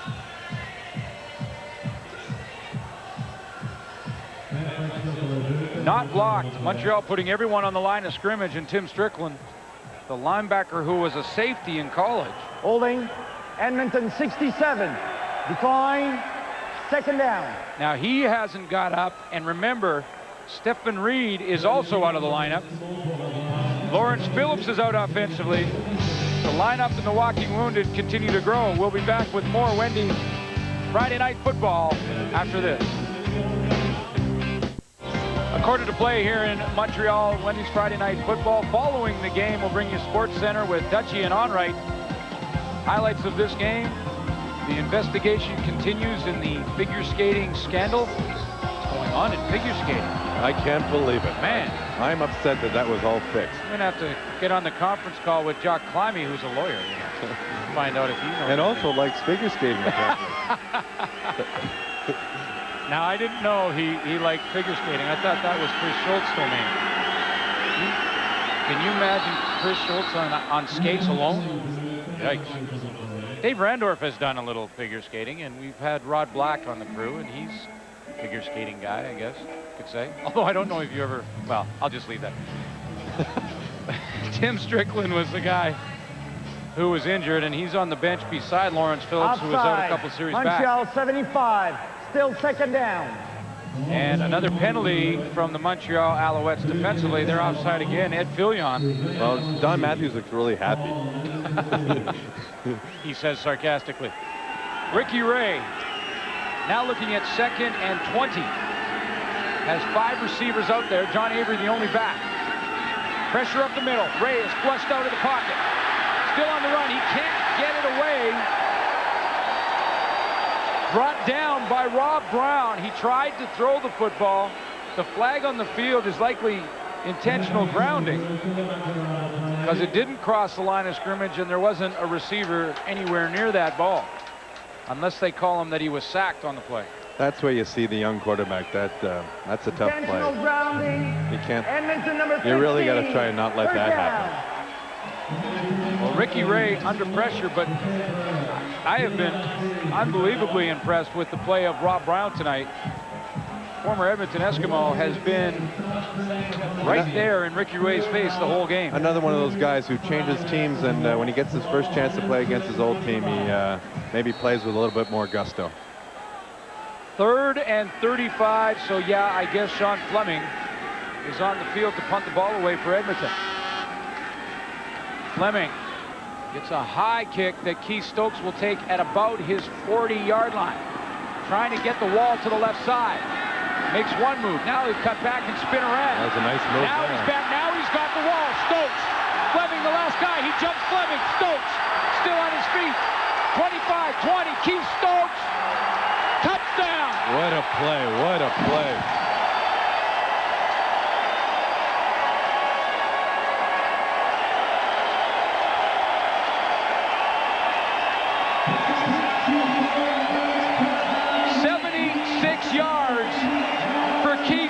His 2nd punt return for a touchdown of the game, his 3rd on the season, and this one was pretty. He does this Savardian spinorama here, wow, which deked everyone, brought everyone in, and they had the wall going, and boy, oh boy, Sean Fleming tried to make a big play there, but this guy's got some special talent.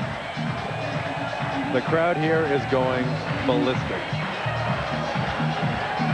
Again, another big special teams play for Montreal. You got 2 kick returns.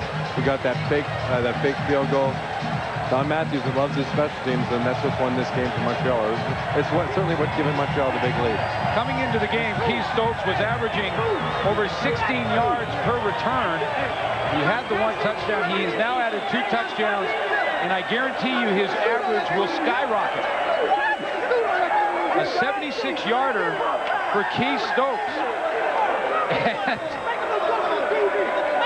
you can't touch that. Although Corey Grant's touching a little bit. That's how we do it. I think you'll see the Alouettes start putting out a few 6 jerseys in the crowd. You'll start seeing those at the concession stand next week. Michael, it's a good point, because Keith Stokes has got this crowd excited a couple times tonight, and when they get fired up, boy, it is fun. When we come back from break, I want to ask you about playing here in Molson Stadium. This is the 33rd sellout. 79-yarder for Keith Stokes. Terry Baker has the extra point. He also has the last one, which was 76 yards. 2 touchdowns. We'll be back with more Wendy's Friday Night Football. Well, with Keith Stokes returning another punt for a touchdown, Gary Murdoch of Kamloops, BC wins a whole bunch of prizes, including a $400 gift card from Kelsey's and the Millennia Vibra alarm watch from Bulova, and a whole bunch of great stuff.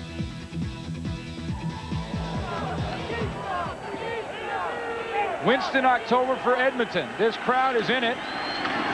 Montreal with a 31-14 lead thanks to Keith Stokes, who has 14 points on his own. First quarter, a 79-yarder to get Montreal going. Yeah, this guy's instant field position. He's also been playing on offense, which is also impressive. He's made some big catches and key first down. But they pay him the big money for his kick return ability, and again, he uses a nice spin move here to get away from trouble, and the wall was set up beautifully for him. Sean Fleming tries to make a valiant attempt, and Keith isn't going to let a kicker tackle him. Keith Stokes. I didn't want about 200 or 300. I don't need a whole lot of a million. Just wants 200 or 300 yards, I guess he was with. Fumble, Edmonton. It looks like Montreal has it. But wait a minute, Ricky Ray dove back in that pocket. And they're saying somehow it squirted out and he got it. Again, second and long here. Even though they got the ball second and long, this isn't good. Starting to snowball a little bit for the Edmonton Eskimos. Here's a look again at the fumble. And it looked like Ray turned the wrong way. Or the running back went the wrong way, although it was probably the quarterback, because as Matt would know, quarterbacks tend to make all the mistakes with stuff like that. Michael Soul's up in the booth along with Glenn Suter. Michael Whalen's on the sideline. We've had the panel in this game. John Wells was ill at the beginning and was on his way back to Toronto, but... Whoa, that was potential 6 points the other way. Well, Shaw had a chance at it. Coming downhill, Wayne Shaw, long throw from Ricky Ray, trying to get it all the way across. You see him on the hash mark, trying to get it all the way across the field. Throwing off his back foot too. That's trouble right there. Ricky Walters became defensive back, or we get a chance to see Wayne Shaw's touchdown dance. I think he did a few of those last year, if I remember correctly. Absolutely. Wayne Shaw scored the odd touchdown off interception. He certainly did. He had 6 last year, which tied him for first place in the CFL with Jerron Bolden and Rob Hitchcock. And Keith Stokes back there. Talk about hat tricks. He's going to get another crack at it. A towering kick from Fleming. You'd figure he'd be a little tired. Stokes has to jack it back. Now he's got it. Spin move. Now he's to the outside. Stokes still on his feet. He's got a wall set up. Stokes. Mobley can't catch him. He cuts back on Terry Ray. Stokes is dragged down at the 35-yard line. Oh, baby. A 55-yard return for Keith Stokes. And you know what? He may get 300 on the evening. He was like a center fielder trying to track it down. Obviously, Keith Stokes was having a great night, a career night. But you got to give credit to those blockers on Montreal. They've got a lot of Canadian guys here. Actually, guys like Bruno Heppel used to be starters that are now guys that are playing all special teams. And boy, oh boy, they pride themselves on doing big things, and they're doing it tonight. And this time, Sean Fleming saves what would have been the 3rd touchdown of the game on a punt return from Keith Stokes. Well, the guys will let him hear that he got tackled by a kicker. You got to think that his gas tank is starting to get a little dry. Calvillo to Corey Grant. Corey Grant around the corner. He'll be pushed out inside the 10-yard line. Corey Grant down to the 8, and now Keith Stokes. Does he have any more gas left in the tank? 2 punt returns for touchdowns of 79 and 76 yards tonight. That's a pretty impressive night. He'll just stoke the fire and get back in there. He's Gizmo reincarnated here. This is Montreal's version of Henry Williams. Well, he did it in the preseason, and that's why he made the team. Against the Hamilton Tiger Cats in a preseason game, he had, I believe it was close to 300 all-purpose yards. And then they said at that moment, maybe he's a keeper. Yeah. And then it was just a matter of trying to find a way to keep him on the roster. The nice thing there, again, is you don't like to waste a position in the CFL on a kick returner. So he's a kick returner, but he also plays in the offense, which is really nice for the ratios and all those things when it comes to setting a roster. He has played receiver tonight. Made some key first down catches, like after getting hit, making key first downs. He has a touchdown reception as a Montreal Alouette as well. And has he been exciting to watch tonight? He's got the fans pumped up here. And Mike, I was going to ask you about the fans because you played a lot of games in this building. It's the 33rd sellout, and this is some kind of atmosphere. Obviously, we were, I was around when we were in '96 and '97. We were playing at Olympic Stadium, and obviously was here for the game when we moved over to Molson. It was just night and day. It's, the atmosphere is wonderful. The fans are right on top of you, and it's such a home field advantage. It's just wonderful. And boy, oh boy, we've been fortunate to have great teams too. But it's a fun place to play football. Well, it's hard to get a ticket to an Alouette home game. August 15th versus Calgary is their next one. There's the number to call. You better call quick. They go quickly. And it is some kind of atmosphere. I was talking to Skip Prince. He says they're going to add some seats. This is Cal Beal. He's in trouble. Over the middle.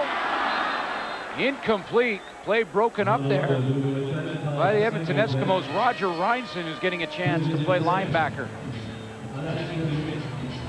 But I talked to Skip Prince, president of the ball club, before the game about a bunch of issues. And one was the way they're trying to expand this stadium.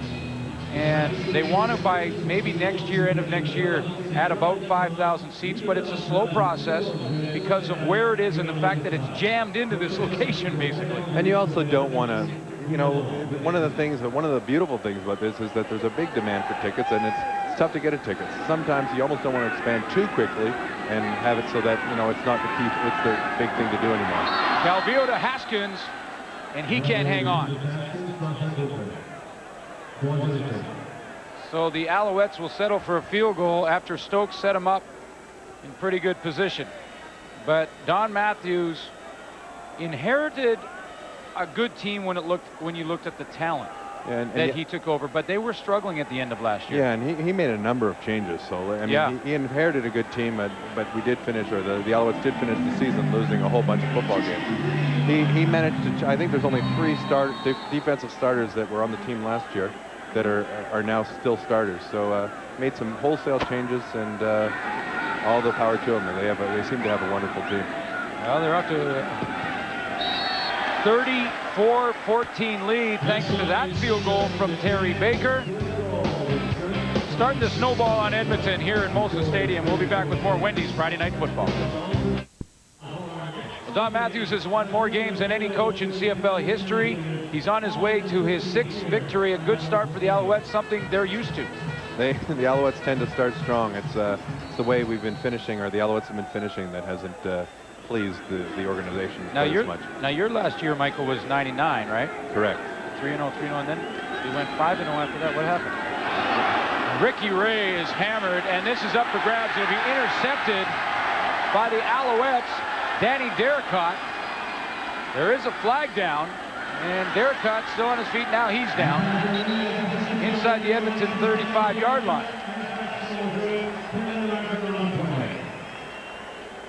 Ricky Ray has been pounded tonight. They're not afraid to lay a little bit of lumber on Ricky Ray. Well, and with a 22-year-old quarterback, you want to get as much pressure as you can on him. And he's seen a lot of it tonight, without a doubt. Going back to the 99 number. Montreal 54. First down. I didn't mean to bring that up with it. I did such a good job in 99 teaching the guys how to win that they took it from you. Yeah, there you go. So the grasshopper snatched the pebble from your hand, and away they went. All right. That's my story. I'm sticking to it. Well, hey, we really want to thank you for filling in short notice. I know you came to the game tonight to sort of enjoy the festivities and watch a good football game, and we put you to work, and you've done a great job. So thanks a lot. Michael? Well, thank you. Thank you for the opportunity, and I'm a broker, so needless to say, things haven't been looking very good for me, so I got to try and figure out something else to do. Things are looking good for Eric Lapointe off the left side. There is a flag down again, but Lapointe getting a chance to carry the football a little bit. Stephon Reed rolled his ankle early in the second half, he's there with his street clothes on and the ice pack on the right ankle. So, and I did an interview with Stephon Reed just before the game began, about 2 hours before, and Holding. that may be my Montreal, last one. 33. Still first down. Yeah, I'm sure he's going to say I jinxed him now, but hopefully Stephon Reed will be back soon. He's off to a great start to the season and a leader on this team. Oh, he's off to a fantastic start. And he's one of the guys I've been most impressed with. I think he really cherishes that role of being a leader. I mean, he came in here in '96 as obviously a young guy and with great upside, and has been around ever since and proving to be a great leader. Calvillo now will lead the offense. He has Eric Lapointe as a wideout to his right. He's looking left. Bruno Heppel gave Charbonneau a little shot there. Corey Grant makes the catch. A couple of buddies. Bruno Heppel has a touchdown tonight. Corey Grant finally getting a couple of catches. And Keith Stokes, though, has really been the difference. You look at a couple of plays, Michael. The 2 returns from Keith Stokes that, you know, for touchdowns that just ignite the crowd. But also, maybe a quiet play was the fake field goal by Ben Cahoon. Again, special teams play, which Don Matthews prides himself on, and a lot of the Canadian players that are on this team that are now playing special teams should be very proud of that. Well, Keith Stokes, not only has he ignited this crowd, given the Alouettes the lead they have, he has also made history. 5 punt returns for 234 yards and 2 touchdowns. 234 yards is the best single game performance in Canadian Football League history when it comes to punt returns. So Keith Stokes is in the record book. He broke Henry Gizmo Williams, who you mentioned earlier, his record from 1991 in Edmonton. That's some pretty impressive company. I'm dumbfounded here. That's I don't know how you. Well, you just enjoy it. Is what you do. I don't know how you top that.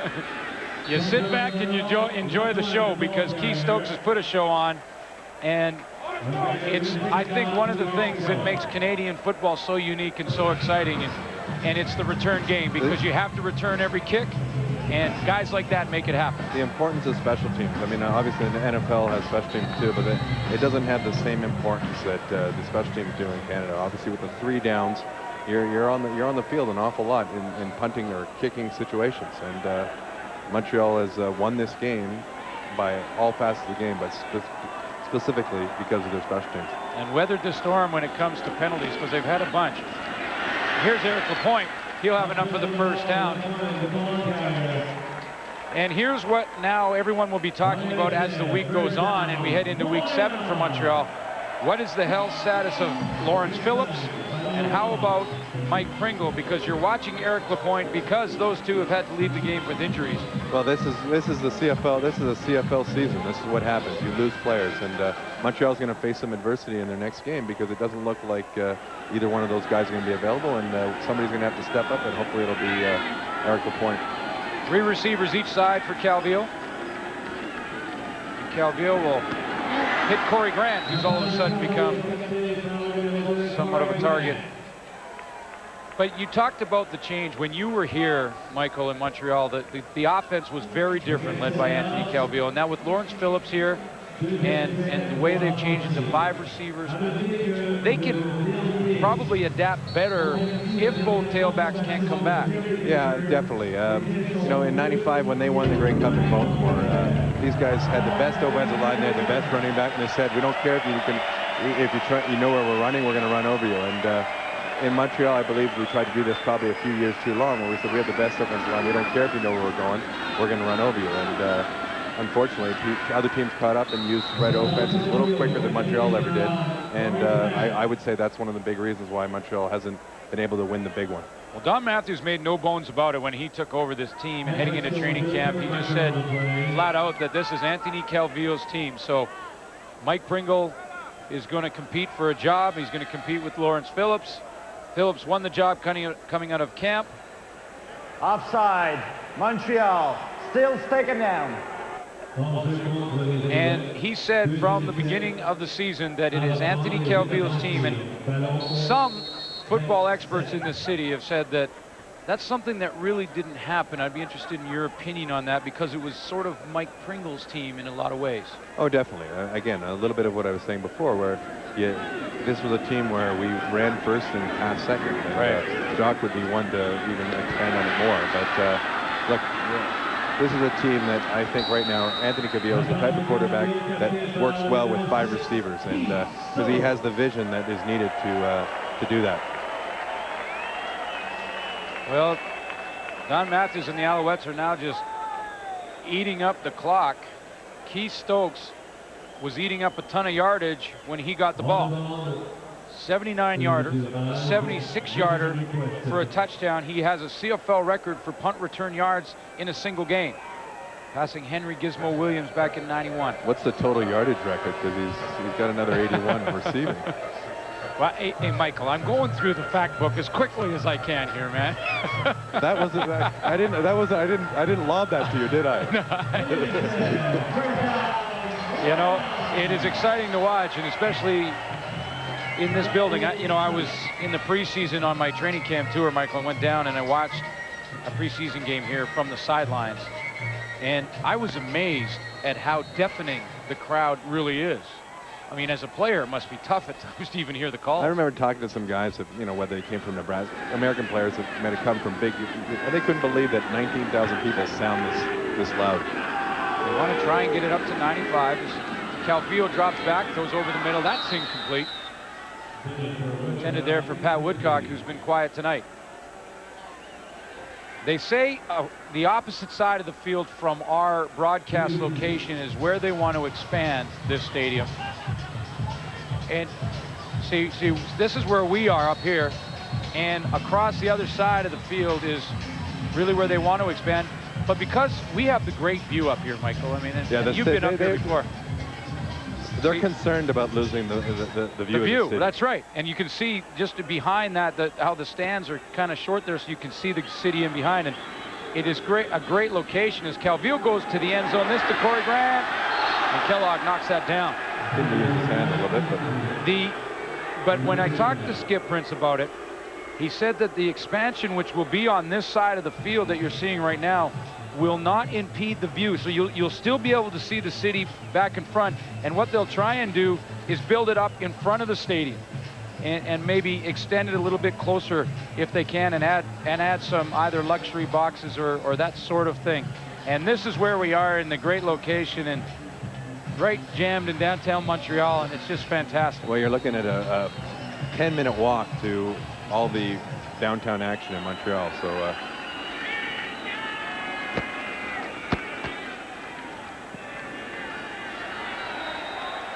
Terry Baker adds to the lead, 37-14 now.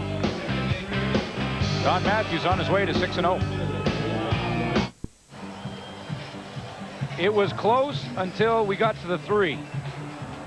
Yeah, then the better team has obviously come to play here, led by the better special teams player. Yeah, Keith Stokes. By the way, Johnny Rogers holds the Montreal record for punt returns in a season. Because you put the pressure on me, Michael, I've been going through the book, actually getting help from all our staff here. Jock Climby will know. Let's leave it for later. Climby will know. Well, we're at the 3-minute warning. The Montreal Alouettes have the 37-14 lead. We'll be back with more in a moment. Here's our game story. So far, Stokes, and more Stokes. Couple of touchdowns for him on punt returns. Phillips and Pringle left the game. Calvillo's put together another very efficient, solid night.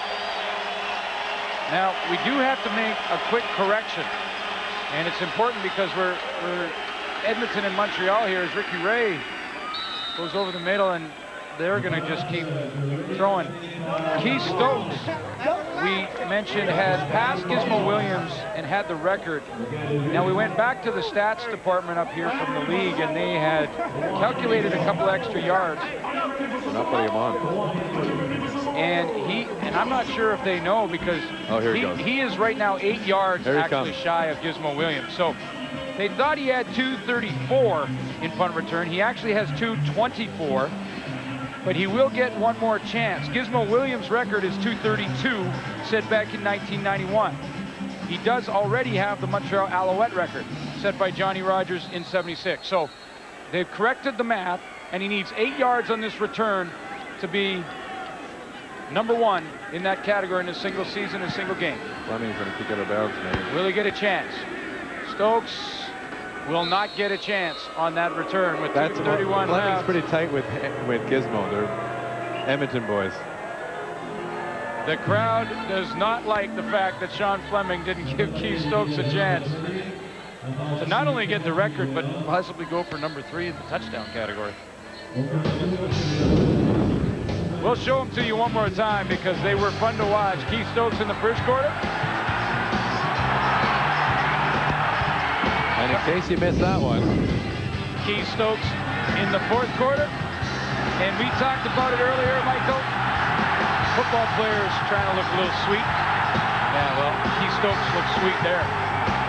yeah, going 200 upside Edmonton, that's pretty sweet on special teams. He also added a 55-yard return after that second touchdown. So he didn't get a chance to get the handle on it there to go for Gizmo Williams' record. So I know Gizmo watches, even though he's retired, he watches all the time, and I know he was probably real upset. He was going through the record book. He's probably the guy who made the call here to Montreal up in the booth saying, add that up one more time, guys, because I'm not sure. So, and I don't know if Keith Stokes will get another crack at it. It's 2:22 left now. It's up to the running backs here. Montreal wants to keep the ball here. They want to have to kick. Well, they want to, they want to end this game. They're going to probably run here to Arc will point. Hopefully, Arc will get the first down and help keep Stokes out.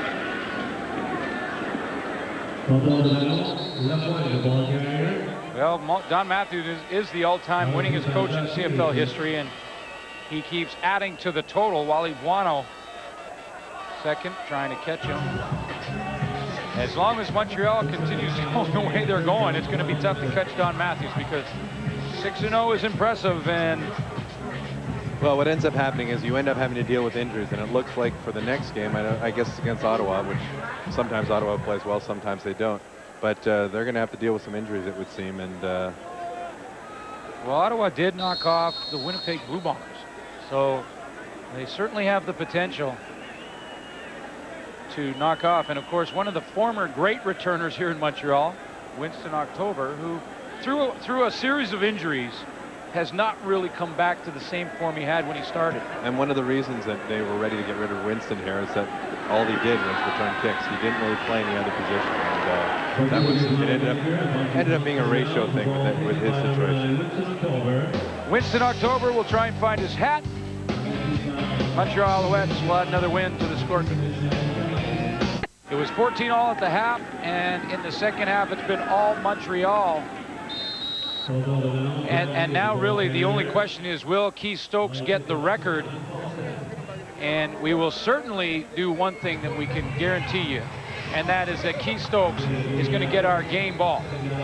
2 punt returns for a touchdown doesn't happen very often.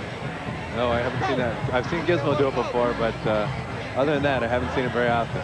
Well-deserving 14 points for Stokes alone. And the game ball tonight is brought to you by sportsjet.ca, Canada's choice for sports. Well, it's Edmonton battled. They, another one of your former teams, Michael. They battled in the first half, had on the road, 14-all. It was interesting, though, and we talked about it just going in at half. Tom Higgins didn't have the guys go in the locker room because it was so hot, and maybe the fatigue got him. Yeah, no, it's tough to come from the West and come play in the East. There's no question. But I think more talent on the special teams really got to them, more so than the Heat.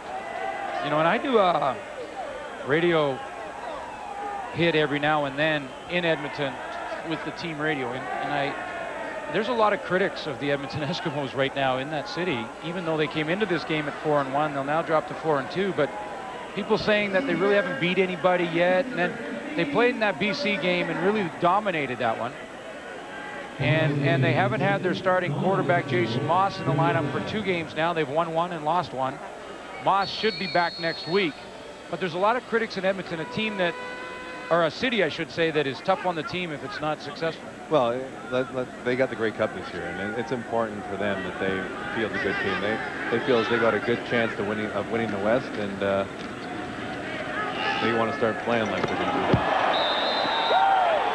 Well, the Edmonton Eskimos started the season with 3 straight wins. They beat Calgary, who we've seen have struggled, although last night they came up with a nice win versus BC.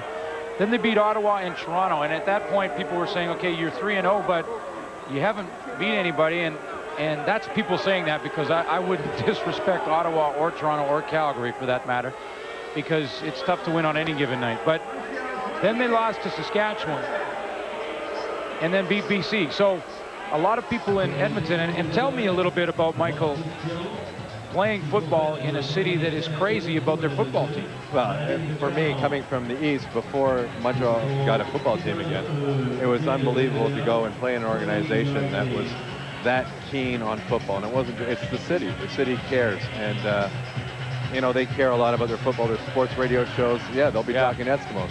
Whereas some of the other cities are not, it's that way in Montreal now, but certainly the first few years here, it wasn't that way. So, they expect good things from their team, and usually with the organization has been able to deliver good teams. Yeah, and they're developing good quarterbacks. Jason Moss, a good one, good future quarterback in this league, and Ricky Ray's shown himself very well in the last 2 games. Well, after this game, you will see Sports Center, and I have a feeling, Michael, that Keith Stokes, the Montreal Alouettes, may be in the highlight pack. No. That's Ian Onright, Sports Center. Everything you need to know in the world of sports coming up right after this game. And maybe a little Keith Stokes action. The Alouettes now at 6-0. And now, and I was kind of throwing it around and no one was biting before the game when I was talking to some of the players from Montreal and saying, you know, guys, are you guys kind of talking about the perfect season? Has it come up at all? And they're all, no. Yeah, that's, but they're looking right now that certainly in the East, it doesn't look like there's anybody that can give, when Montreal's on their game, it doesn't look like there's anybody in the East that can give them a run. I'm sure Hamilton would have some questions about that, but boy, oh boy, they look like a pretty darn good team. Well, coming up next week on the network, we will have Hamilton and Edmonton, see if they can regroup from this one. Ticats with an overtime win this week. Montreal will play Ottawa. You talked about that, Michael. Wendy's Friday Night Football. New look BC Lions with Adam Rita as their head coach. Steve Barato fired today. They go to Winnipeg. And we'll wrap it up. 4 games on the network for you. Hamilton at Saskatchewan. We'll see on the health of Nealon Green. Hopefully he's back in the lineup for the Saskatchewan Roughriders. Although Glenn seemed to play relatively well. I didn't watch the game, but his numbers were pretty good for, yeah. Certainly went up against Hamilton. Montreal's schedule coming up looks like this. They have Ottawa on the road next week, and then at home to Calgary. And then they're in BC, so that's their next 3 games. And we showed you a graphic earlier of the good starts that Montreal has got out to in the past, and we're going to add that 6-0 now in 2002, and it's tough to win in June and July against this team. Unfortunately for Jock, and we can attest to the fact that it doesn't tend to happen like that in November. So maybe this is the year that they finally break that jinx. Well, Don Matthews, probably all he is concerned about now is the health of some of his players. They had a bunch of guys go down. Lawrence Phillips and Mike Pringle, 2 of them. Stephen Reed on defense, who's having a career year too. But that's the CFL season. It's 18 games in a short period of time, and it wears on you. Anthony's still in the game, which is kind of surprising. Well, he'll come in and just wrap things up as this game winds down. And, you know, really, when you look at all phases, I think the only thing of concern other than the injuries for Don Matthews in Montreal is the penalty situation, because they had a bunch, but they weathered the storm there. Well, they certainly allowed the game to be that much closer with all their penalties. Although Edmonton was known to take the odd penalty, too. I'm not sure how many holding calls they had, but they had an enormous amount of holding calls. Well, I want to thank you again, Michael Souls, up here in the booth with us. And we literally grabbed Michael Souls as he's going to his spot to watch the game here, and I appreciate you did a great job, buddy. Glenn, you're very easy to work with. You're a professional, and it's always good to work with good people. Well, we had John Wells was ill and was really not feeling well, had a stomach flu, and headed back to Toronto earlier this evening. He'll be back next week. But again, thanks a lot, buddy. I really appreciate it. Montreal Alouettes improved to 6-0 with a 37-14 win over the Edmonton Eskimos. We'll be back to wrap things up with Wendy's Friday Night Football in a moment.